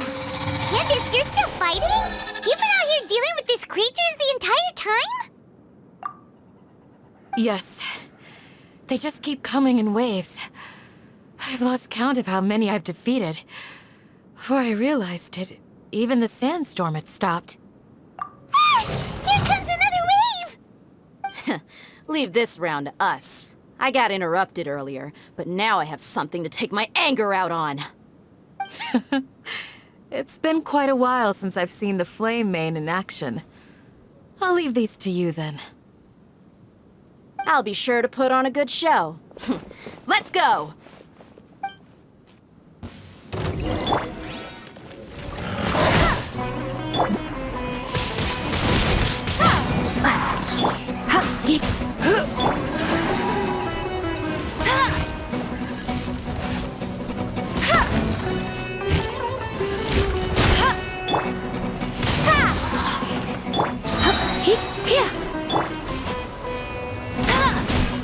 Ouch!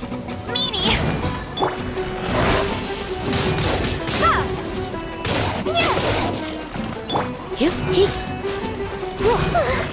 Here comes another wave! When are they ever gonna let up?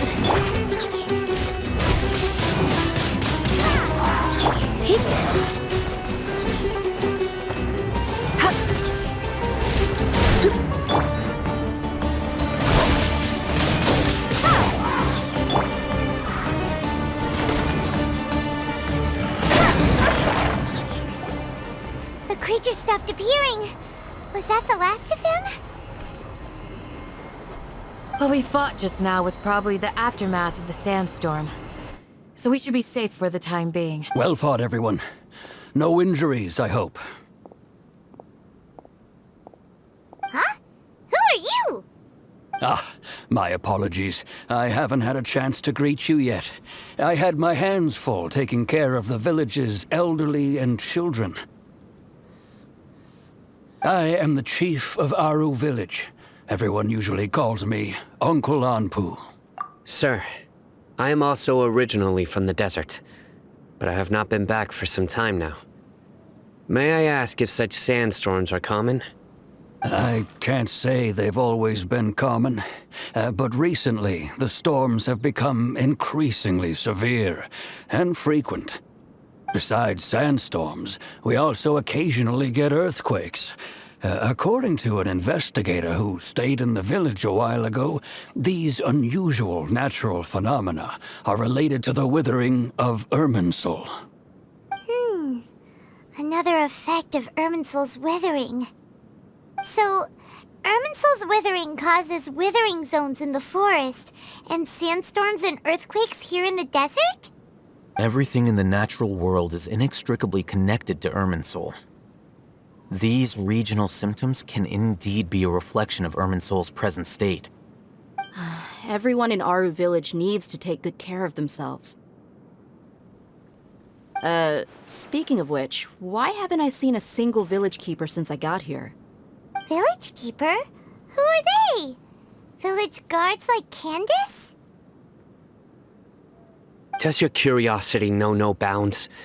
Village Keeper is how Aru Village refers to mad scholars exiled here by the Academia. Most of them are scholars who lost their sanity after a period of training in the Avidia Forest. The Academia believes that their crazed mutterings may have a negative effect on the psyches of other scholars. So, they're forcibly exiled to the desert. Though if you ask me, it's all a boatload of nonsense. Alas, that's exactly what we've been trying to investigate. One by one, the village keepers have been mysteriously disappearing without a trace. But no one in the village has ever seen them leave. If you're planning to stay around the village for the next few days, I'd appreciate it if you could keep an eye out for them. I've had encounters with those people in the past. I'll see what I can do to help. The Matra are the ones responsible for their exile. Now that you're no longer with them, are you trying to alleviate your guilt and atone for your past sins? I'm fascinated by how you think. Mock me if you will, but if you are guilty, I will eliminate you, regardless of my position or identity. Oh, you're the former General Mahamatra.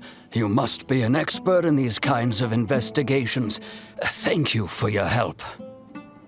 Is it because you're reminded of Hypatia? Oh, these poor scholars. First they lose their sanity, now this! We need to help get them back home, safe and sound. But, is it really a good idea to tag along with Sino?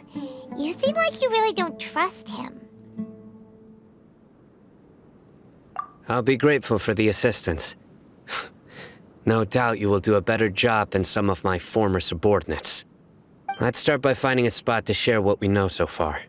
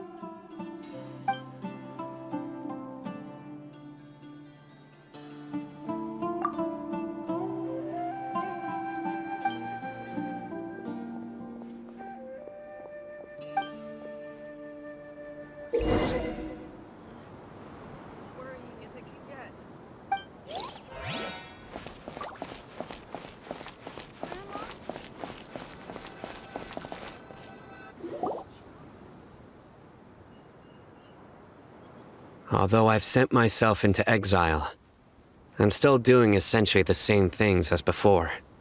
Do you still have any questions for me before we start our investigation? One of my former subordinates told me that this title has its origins in a strange incident. The Academia has long exiled mad scholars to Aru Village. A mysterious phenomenon exists here. When mad scholars first arrive, they are as incoherent and deranged as before. But after spending some time here, they invariably begin to calm down. Initially, the people of Aru Village greatly resented having to take in the mad scholars. But a strange incident one night changed that. Aru Village was struck by the strongest earthquake in living memory. Seeing buildings on the verge of collapse all around him, the then chief of the village was preparing to take everyone to safety. Suddenly, he noticed a mad scholar crouching in a corner, caressing the ground with his hands. A soft, green light radiated from him, like a divine glow against the backdrop of night. Despite the powerful tremors that ripped through the ground that night, all the houses remained upright, almost as if they had grown roots reaching deep into the ground. In the end, not a single building collapsed, and no one was hurt. After that, the people of Aru Village treated the mad scholars with greater kindness, and began to refer to them as the village keepers. The soft green light? A mad scholar protecting Aru Village? What do you make of it, Traveler? Paimon thinks so too. Actually, Sino, do you know if any of the mad scholars continued to wear their Akasha terminals at Aru Village? In theory, they would continue wearing them so the Academia could still monitor their activities. With that said, the main Akasha system would no longer have any interaction with them. Oh, no wonder! Everything makes sense then! Add in the fact that they calmed down, it was probably Nahida who calmed them. If you are able to draw a conclusion from this one story alone, then it appears you possess much more information than I do. So, what do you make of the story? Really? Lesser Lord Kusanali. What? You don't believe us? Lesser Lord Kusanali was definitely using the Akasha to give her power to the mad scholars! No, it's not so much that I don't believe you. I'm just struck by your reasoning. Lesser Lord Kusanali, the current Dendro Archon, is she really active in Sumeru? The Academia has always placed far greater importance on the late Greater Lord Rukkhadevata. They've more or less ignored Lesser Lord Kusanali, and I've never had any reason to doubt their views. In addition, I've never heard any stories about Lesser Lord Kusanali and her deeds. To me, she might as well have been a god that never existed. No way! Nahida definitely exists! She's a... How should Paimon put it? She's a good Archon who's kind and wise, even if she says weird stuff sometimes. I've spent many years interrogating criminals, so I can easily tell when someone is lying. Good! Then you should know that we're telling the truth! That look in your eyes. I've never seen that from a liar. You two really must have met Lesser Lord Kusanali. How can this be? To think, our Archon has been amongst us this entire time. Alright, now it's our turn to put our skills to good use for this investigation.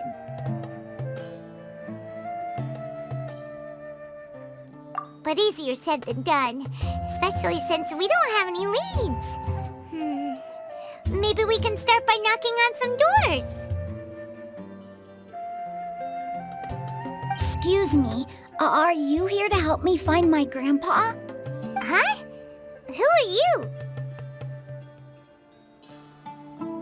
By the sounds of it, a resident of this village. My name is Isak. You'll help me find my grandpa, right? Is your grandpa a mad scholar? Hey, don't say that. Grandpa is just Grandpa. Why do you have to call him that? It's not like he's a bad person or anything. The person you're referring to is not a local, yet you are. Why do you call him Grandpa?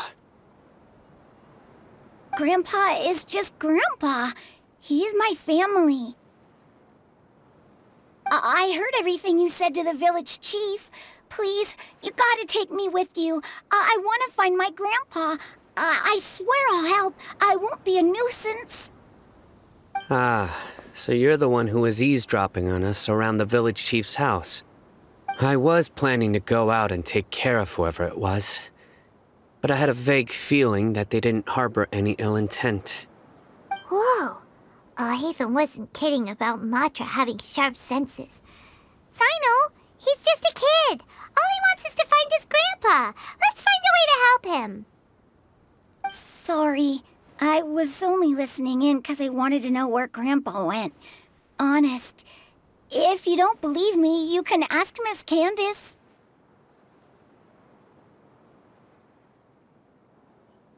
All right. But first, let's confirm the facts with Candace.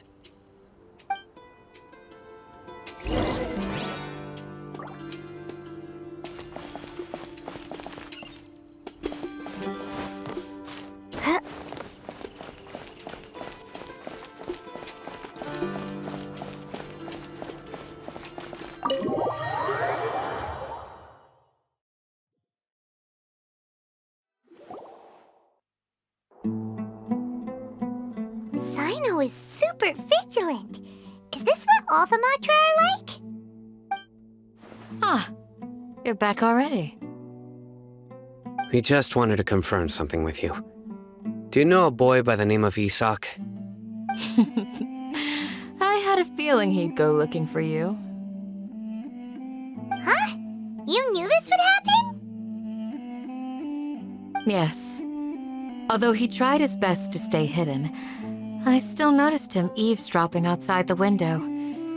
He really wants to get his grandfather back. Isak's parents were both Aramite mercenaries who rarely returned to the village after finding employment in the city. He was raised by his grandfather.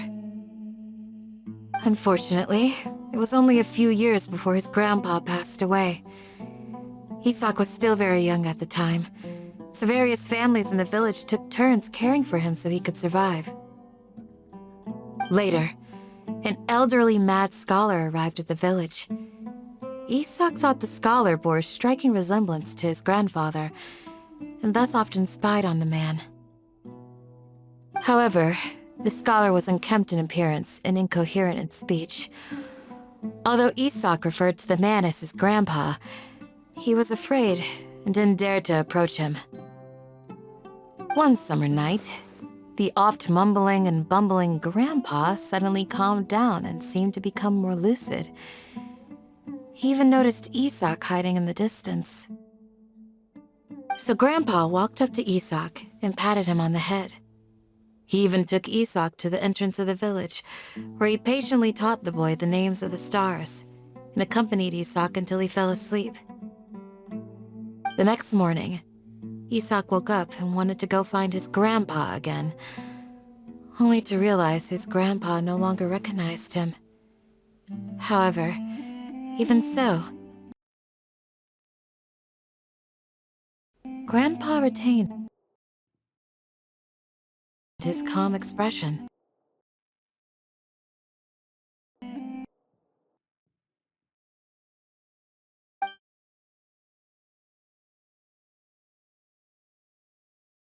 It's said that those who saw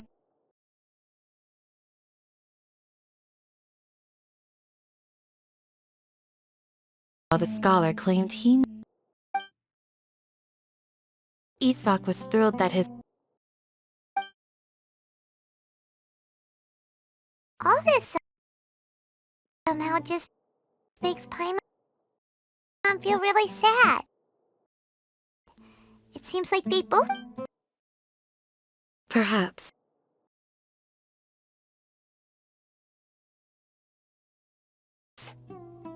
Nearly everyone who lives in the desert has...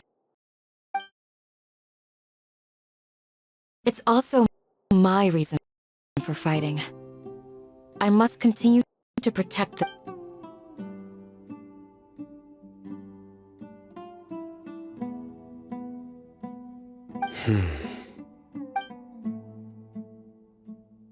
Maybe the people have always had a considerate God watching.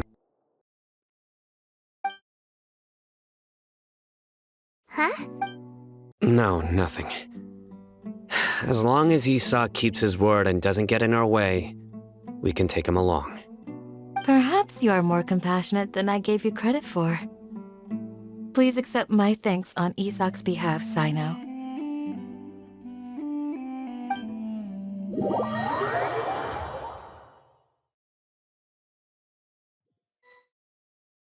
Hey, Isak! Oh, it's you guys! We've cleared everything up. Let's go find your grandpa. Really? Wow! Thank you so much!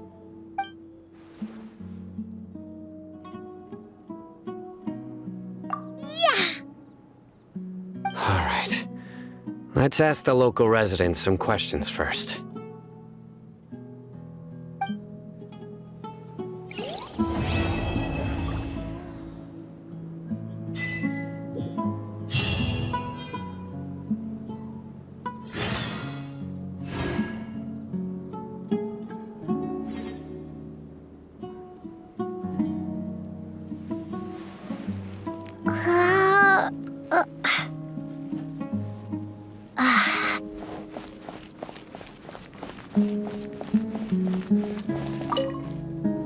Excuse me, did you happen to see where the missing scholars went?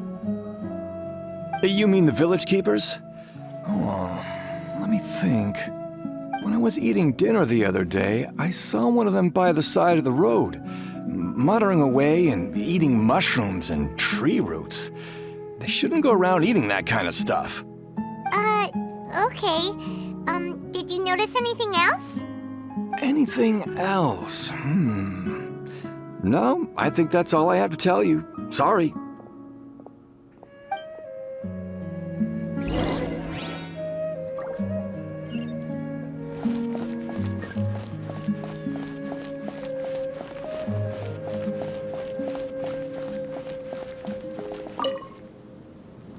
The scholars that have gone missing.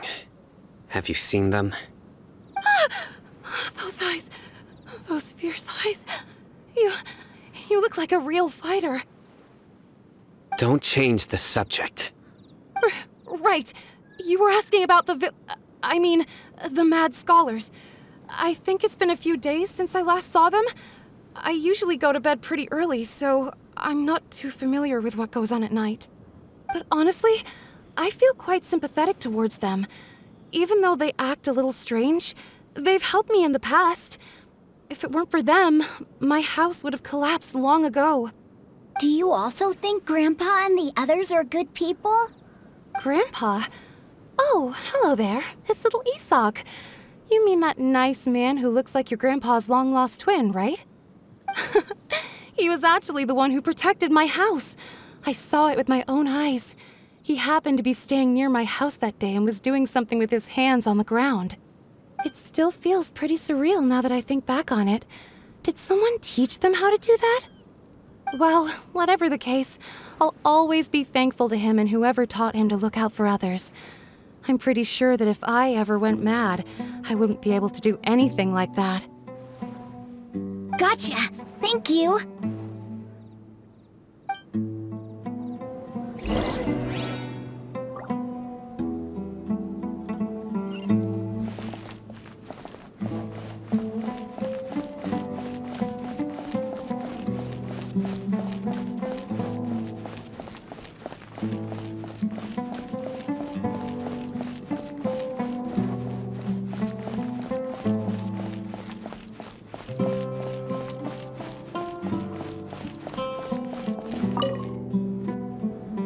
Sir, have you seen my grandpa recently? You know, the one who likes to sit and space out near the village entrance. Oh, well, if it isn't Isak. Oh, your grandpa, huh? It's been a while. The last time I saw him, he was spacing out by the road as usual. I went and asked him if he'd like any of the food I had prepared, despite my wife's protests. Like many people, she's really quite terrified of them. And speaking of my wife, she's still always complaining about how I don't make enough mora. It might explain why she's always mad at me. Oh, thank you. Thank you for taking care of him. It was nothing. You're looking for him, right? Did he go for a walk and get lost? Yeah. That's no good. Well, once you found him, come by my place again and I'll cook a little something for the both of you. I've known you since you were very young, so as far as I'm concerned, you're family. Please feel free to come by anytime. Wow, what a nice guy! Okay, thank you, sir. Huh? Don't say anything for now.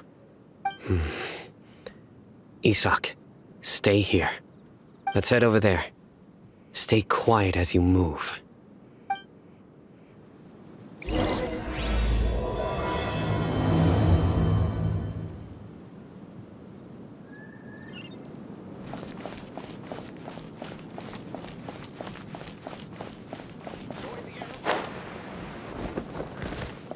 Of course not. It's all a bunch of nonsense. Listen, see if you can make out what they're saying. Have you heard? The mighty King Deshret, the sovereign of our faith, will soon return to this world. Yes, of course I have. King Deshret is the one and only true ruler of this land. I've never believed in any other gods. Still, you say he's coming back, but it sure doesn't feel like life's about to change around here anytime soon. What's your proof? Haven't you noticed? The village has been getting more deranged scholars than ever. Delavar was saying that many people also went insane just before the fall of King Deshret's civilization in ancient times. We don't quite know why, but it seems like there's some sort of connection between insanity and King Deshret. Isn't it a sign of King Deshret's power that all the mad scholars have disappeared? If you ask me, they must have been chosen as the final sacrifice for King Deshret's resurrection. Huh. Now that you say it, that does make some sense. Does this mean our lives are finally going to take a turn for the better? Exactly. Those city folks will get what's coming to them. Now, repeat everything you've just said from the very beginning. Huh? Who are you? Where did you come from? My patience is running thin. You heard what I asked.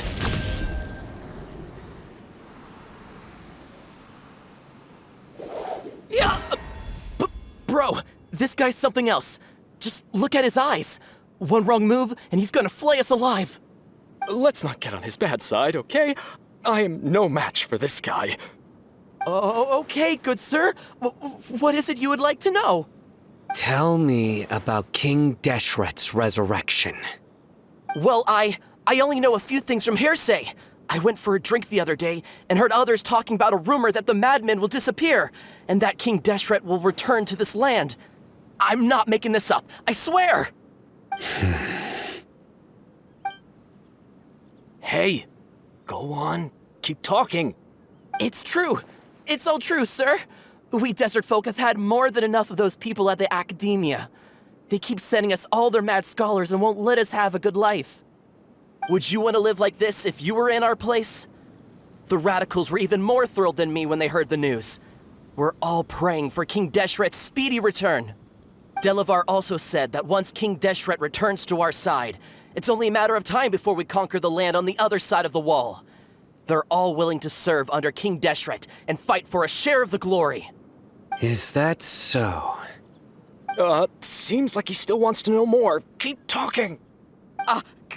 Got it. At first, I told myself it was just the drink talking, but then all the mad scholars vanished without a trace, just as the rumors said. Please don't beat me up just for mentioning these rumors. If I'm guilty, then everyone else around here is also guilty. I'm just saying what the others said. The people here really like King Deshret, but dislike the Dendro Archon. Where is this radical person you talked about? I haven't run into him over the past few days, so he probably hasn't been around the village. What about you, man? Have you seen him at all? No, not at all. We wouldn't dare lie to you. He's really not here right now. Sounds like you're not too close with the radicals. No, of course not. All we know are their names. I have many ways to stop you from talking. And many others to stop you from sending warning messages. So you'd best just stay home and hope I don't hear of you trying to contact anybody. Don't do anything until I've gotten to the bottom of this.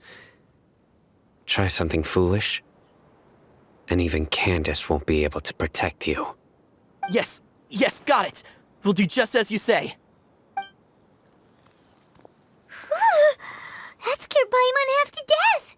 Sino is pretty terrifying.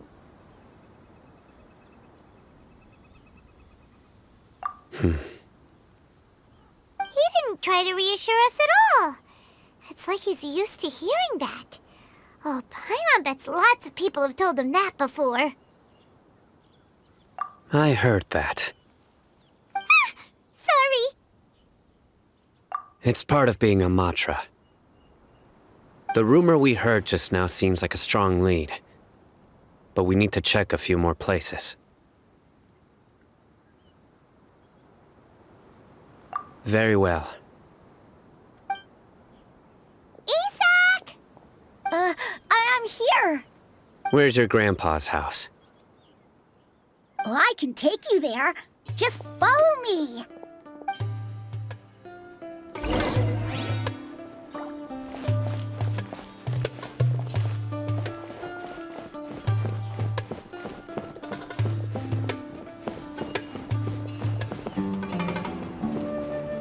Grandpa, he likes to be alone. Sometimes he stares at the sky in a daze, and other times he just pokes at the ground with his fingers. Every now and then, he yells out at the top of his lungs, so a lot of people are really scared of him. But he's a good person, really. I know he is.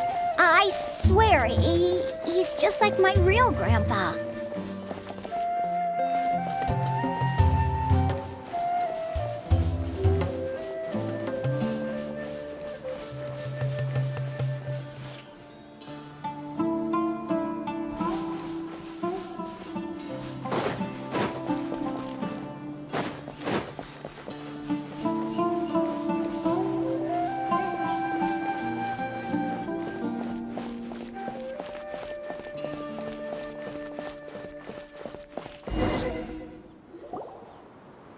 This is where Grandpa usually stays. There sure isn't much here. No.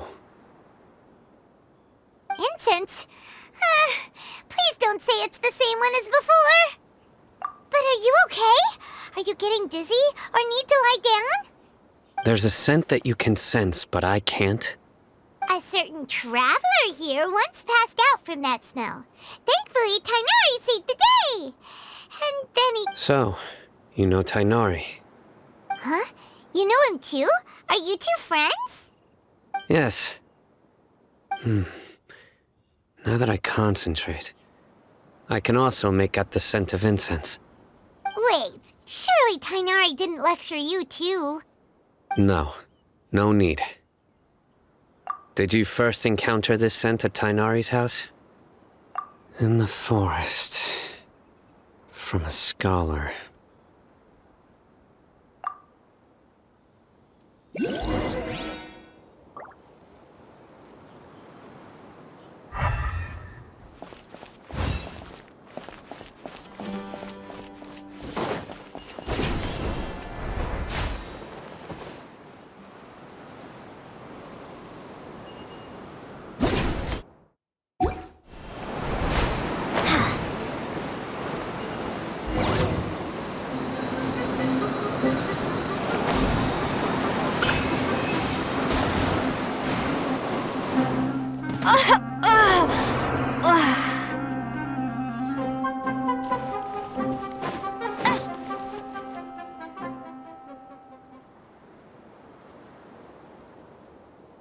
What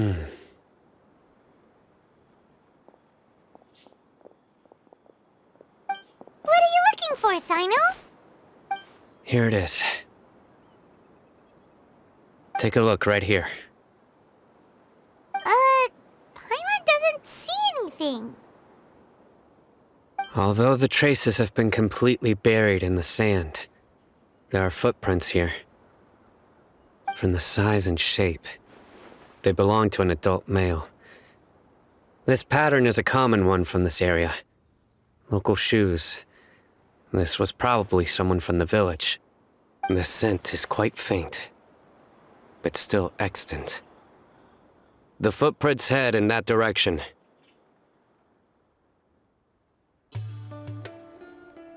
But who would come looking for Grandpa?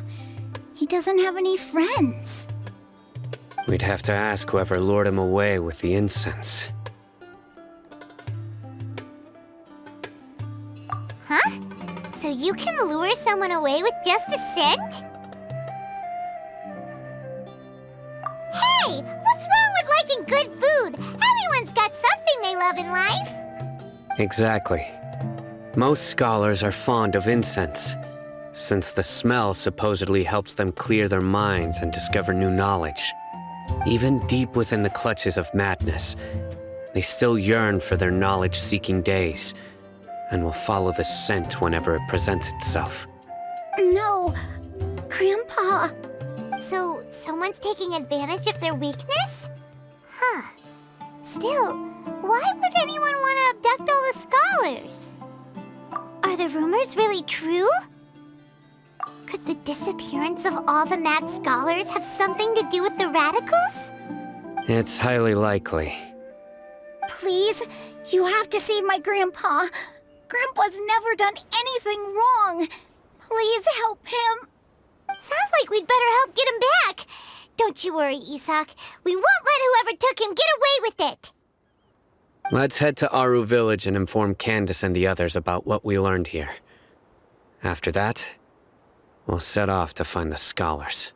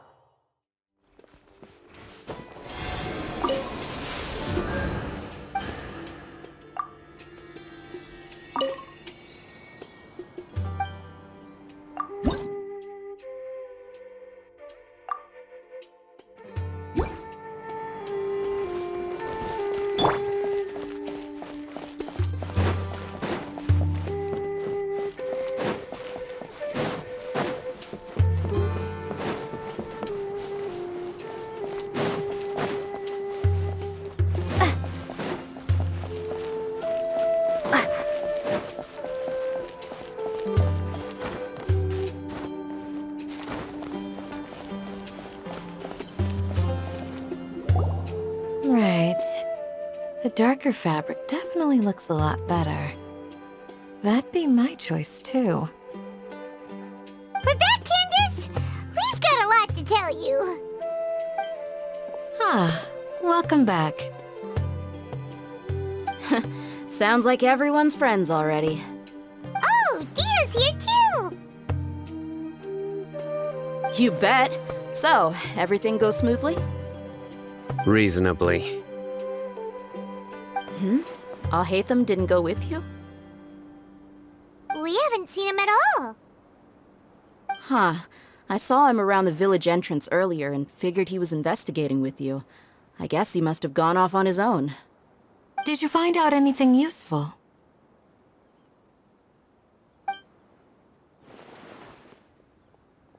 I see.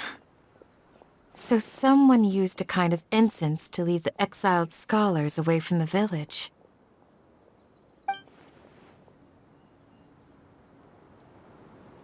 The resurrection of King Deshret? First I've heard of it.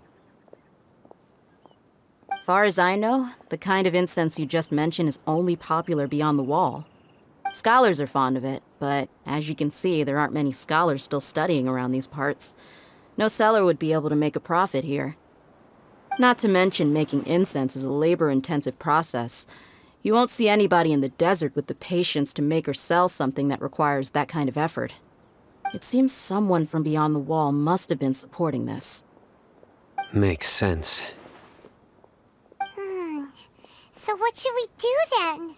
Do we go back to the academia and search for leads there? If it was any other day, that would be your next logical step. But today, you've got me on your team, so you get an extra tip. Didn't you say that the villager got his news from the tavern? Well, I also like to drink at the tavern, so I know a thing or two about these radicals he mentioned. If Paimon remembers correctly, the leader of the radicals is some guy called Delavar. Ah, yeah.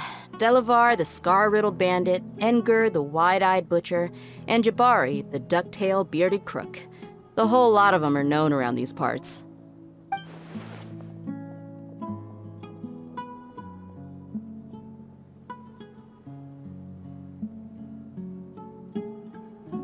These guys have one thing in common, and that's being broke.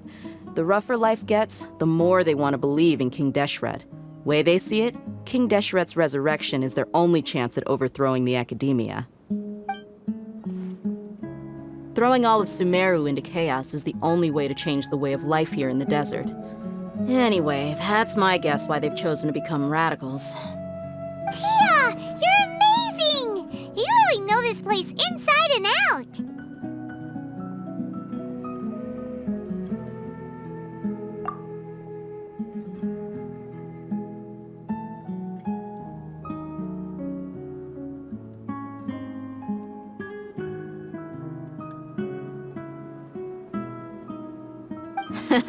No merc can afford to slack off on gathering intelligence. Every mora I've spent in the tavern has been a valuable investment. Let's head out. Now hold on, you're staying right here, Sino. Why? Aru Village is not a big place. Outsiders stand out here like a sore thumb. I'd bet word about you has already gotten out. The desert is unforgiving, so the way of life here is also a lot tougher than on the outside of the wall. You survive on making connections out here. Compared to you, mercs like me are just third-rate amateurs. I've got no actual fighting skills to speak of. But that also makes it a whole lot easier for me to gain the locals' trust. I need to go around and ask some questions, but it'll be difficult if you're with me. Fine. Good. Then we've got a plan. The Traveler and Paimon will go to Caravan Rebot with me, and we'll try our best to figure out where the mad scholars have been taken. Sino, you'll have to stay in the village and continue investigating on your own. Alright, sounds like a plan!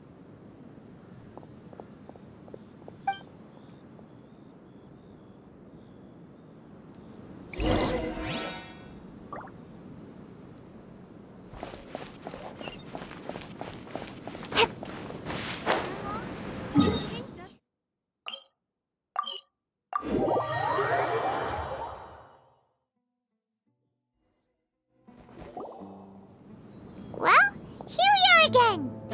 Sounds like you're starting to get familiar with the area.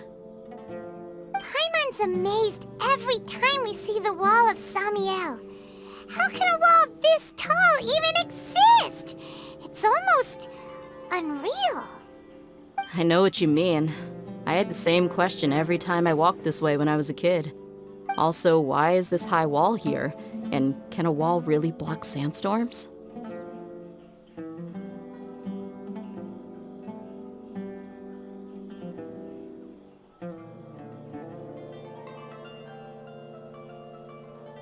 It was only after I grew up that I realized the Wall of Samiel isn't just there to keep out the sandstorms.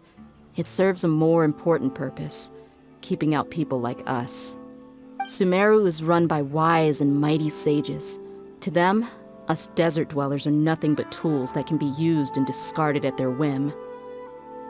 We're cheap labor, like livestock, but easier to control. Nothing more.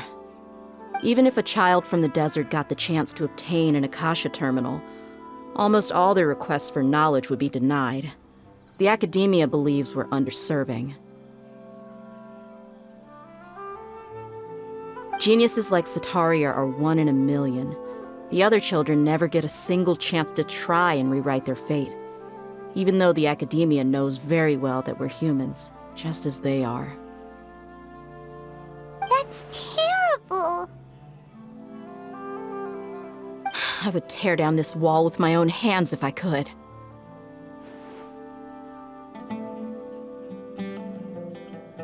Hey, Dia. You're not thinking about doing anything scary, are you? No, not at all. This place just gets me thinking, that's all. Besides, we're here to procure information, aren't we? Yep, we gotta catch those... Shh. Caravan Rebot is crawling with people, so be careful what you say. We don't want anyone to find out what we're here for. Our mission started the moment we arrived here. Let's go check out the tavern. Maybe we'll find someone I know.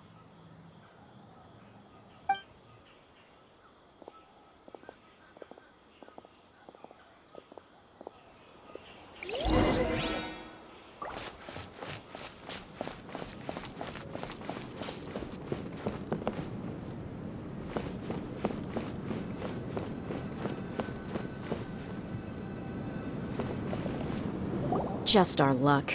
None of them are here today. You mean, you don't see anyone you know? Dia, is that you? What a coincidence. You here for a drink too? Zaki. Finally, a friendly face. Oh, and who do you have with you here? Guests from another land?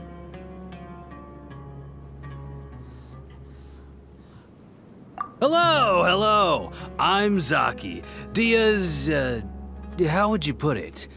Drinking buddy? We've had drinks together a few times. You could say we go back a ways. Anyway, as far as my friends here, they aren't too shabby, are they? You rarely see any Outlanders so friendly and respectful nowadays. Absolutely. Much better than those people on the other side of the wall. So, Dia, are you looking for someone? Yeah. Have you seen Engur, Delavar, or Jabari recently? Of course I have. Matter of fact, we were all here drinking together just a few days ago. I've got a spice trading deal from another nation. I thought maybe Delavar and his friends might be interested. Know where I could find him? Ah, how thoughtful of you. Then I assume you also know that Delavar's been having a hard time making ends meet these days, so you came here to help him out? Hey, keep it down.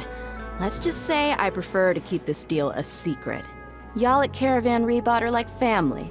If there's more to be made, why not do it together? Besides, Delavar and his friends have muscle. They'd be a good fit for escorting the goods. Yes, how considerate of you. Delavar's my friend too, so of course I can take you to him. Come with me.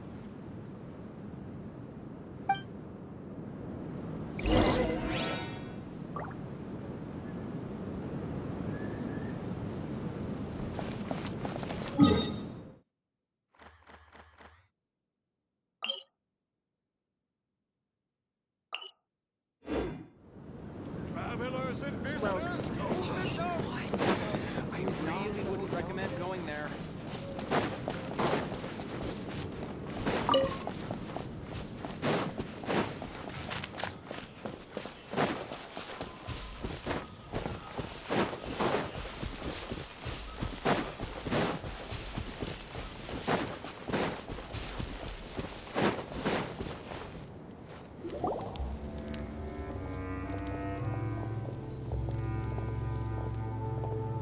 we there yet? Yep, this is the place. This place is practically deserted. What are they doing in a place like this?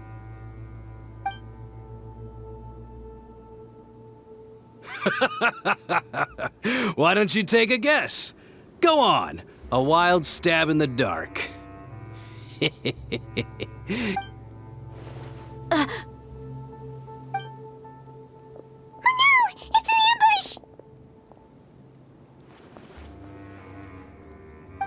What's this all about, Zaki?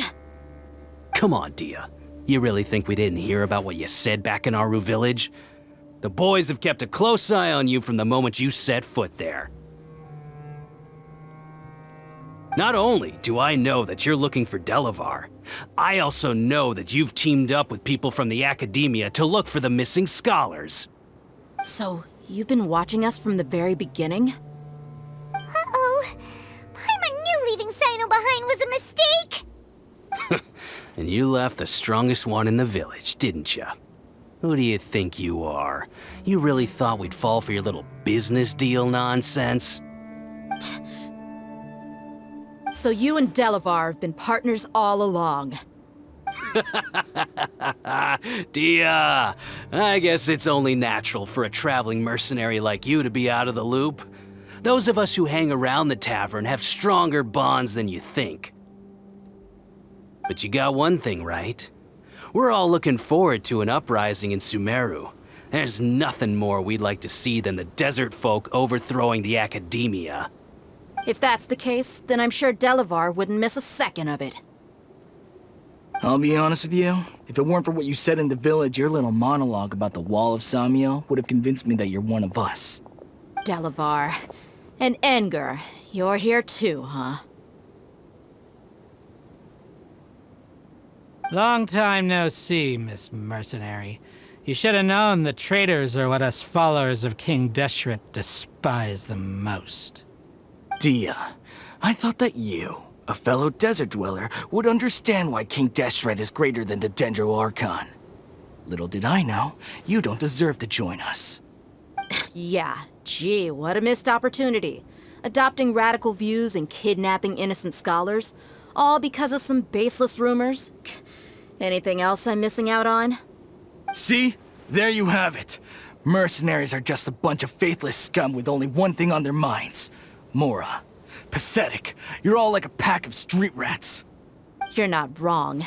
Mercenaries are driven by Mora, and my faith lies with whoever's paying me. As long as there's a profit to be made, anyone can become my friend. Enough talking! Get him! Just as I expected. Let's teach him a lesson, traveler. Following orders.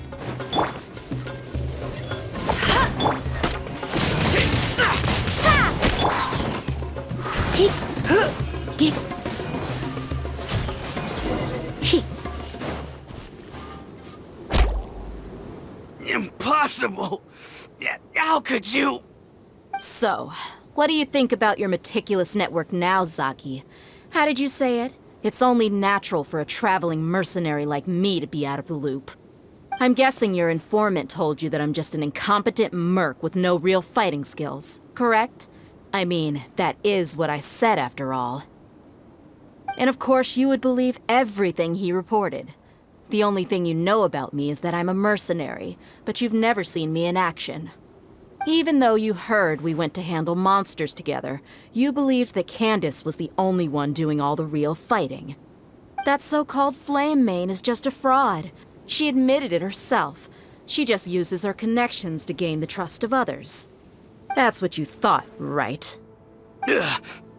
You lied in the village because you figured that we'd have people watching you. And you were stupid enough to fall for it. I figured as much the first time we drank together. You all thought you were so smart. Pathetic. Okay, that should be all of them. Whoa! So you've been planning this since we were in Aru Village? No task can be done without preparation.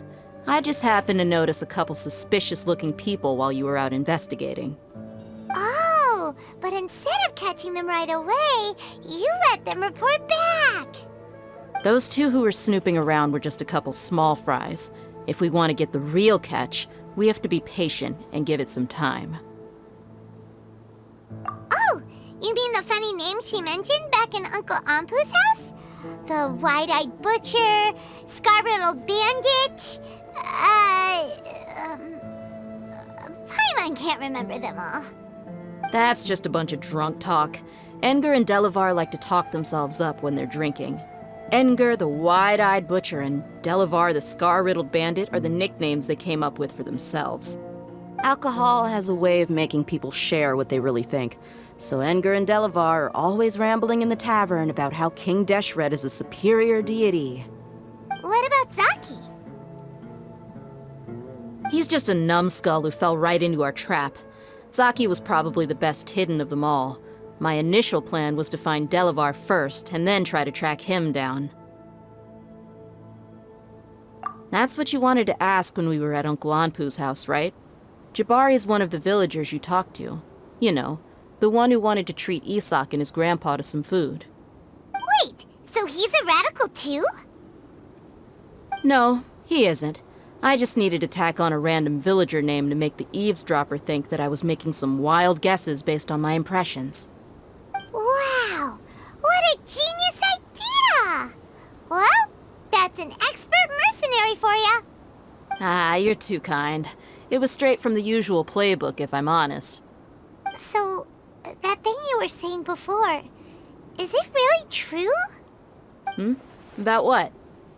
About how mercenaries only care about Mora, and that anyone's a friend as long as there's a profit. Does that bother you?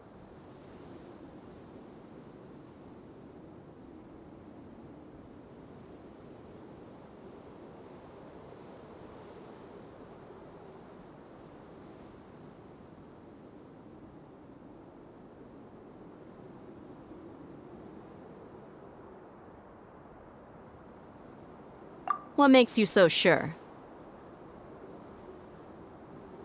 Dia, do you dislike the Dendro Archon like the other desert folk? You two are pretty sharp. No, I don't have anything against the Dendro Archon. I've heard a lot of nice things about the Lesser Lord from Dunyarzad. I can understand her devotion and gratitude. Dunyarzad's just an ordinary person. There's no way a god would be so involved in the lives of everyday people, unless they were truly compassionate. I've begun to realize that the sages are behind everything that's happened recently. The radicals' blind belief in King Deshret, making the Dendro Archon out to be an enemy. It's all the Academia's trickery. But I see through it all. And unlike them, I can never be hostile towards anyone who's never done anything wrong. Dia. Anyway, looks like we're done with business here. Traveler, lend me a hand. Let's tie him up and bring him to the village.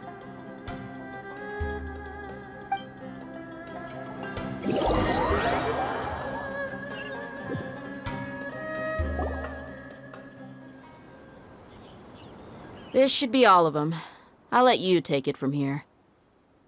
All right. I'll be in touch. Until then, please stand by. Candace, do you need any help? Candace will be okay on her own. I trust her, so you can too. She's been guarding Aru village for quite some time now. If anyone is qualified to question the offenders, it's her. While I'm questioning them, why don't you pass some time by exploring the area? I'll meet you back here tomorrow morning, Traveler. As for these idiots, let's just hope they live to see another day.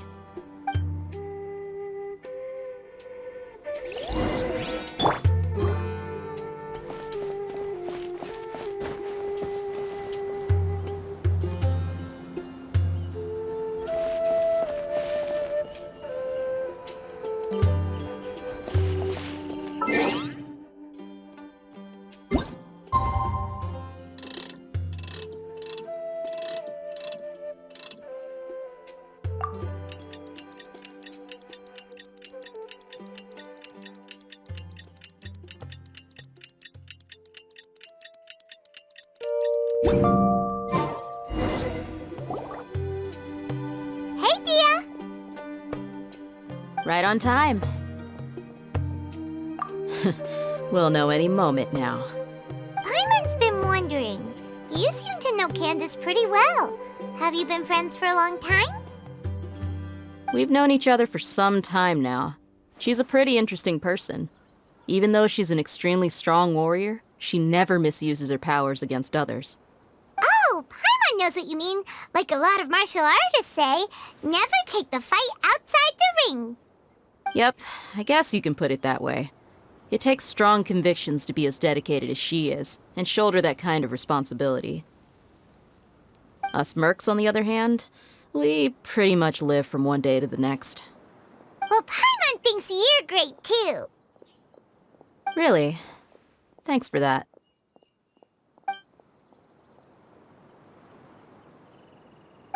Oh, Sino's here, and he's pretty early, too. Yes, I was here yesterday to help out a little. To help out? By doing what? Sharing some interrogation techniques. Oh, you mean you taught Candace some more persuasive methods? Right. Come on in, everyone.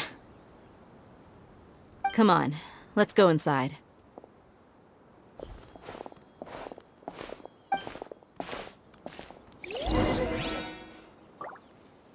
You need to watch out for any signs of earthquakes and sandstorms.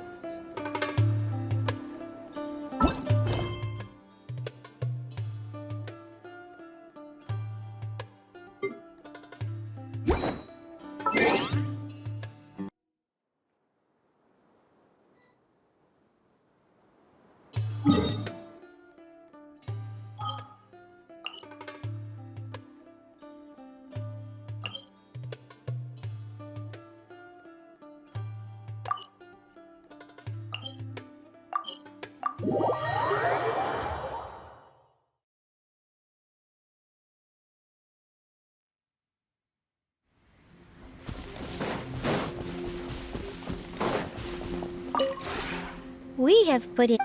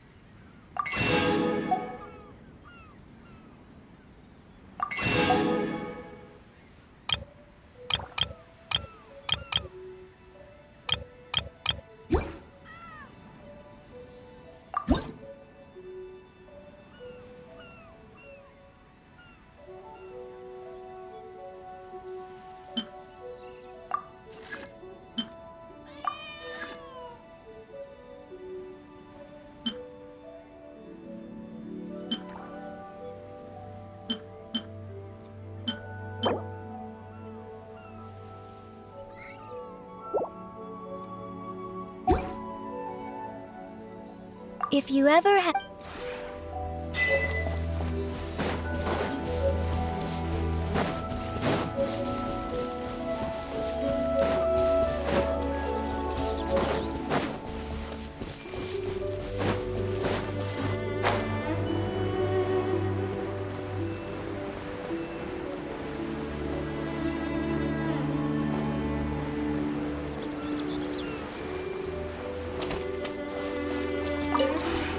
The one before you. Ah.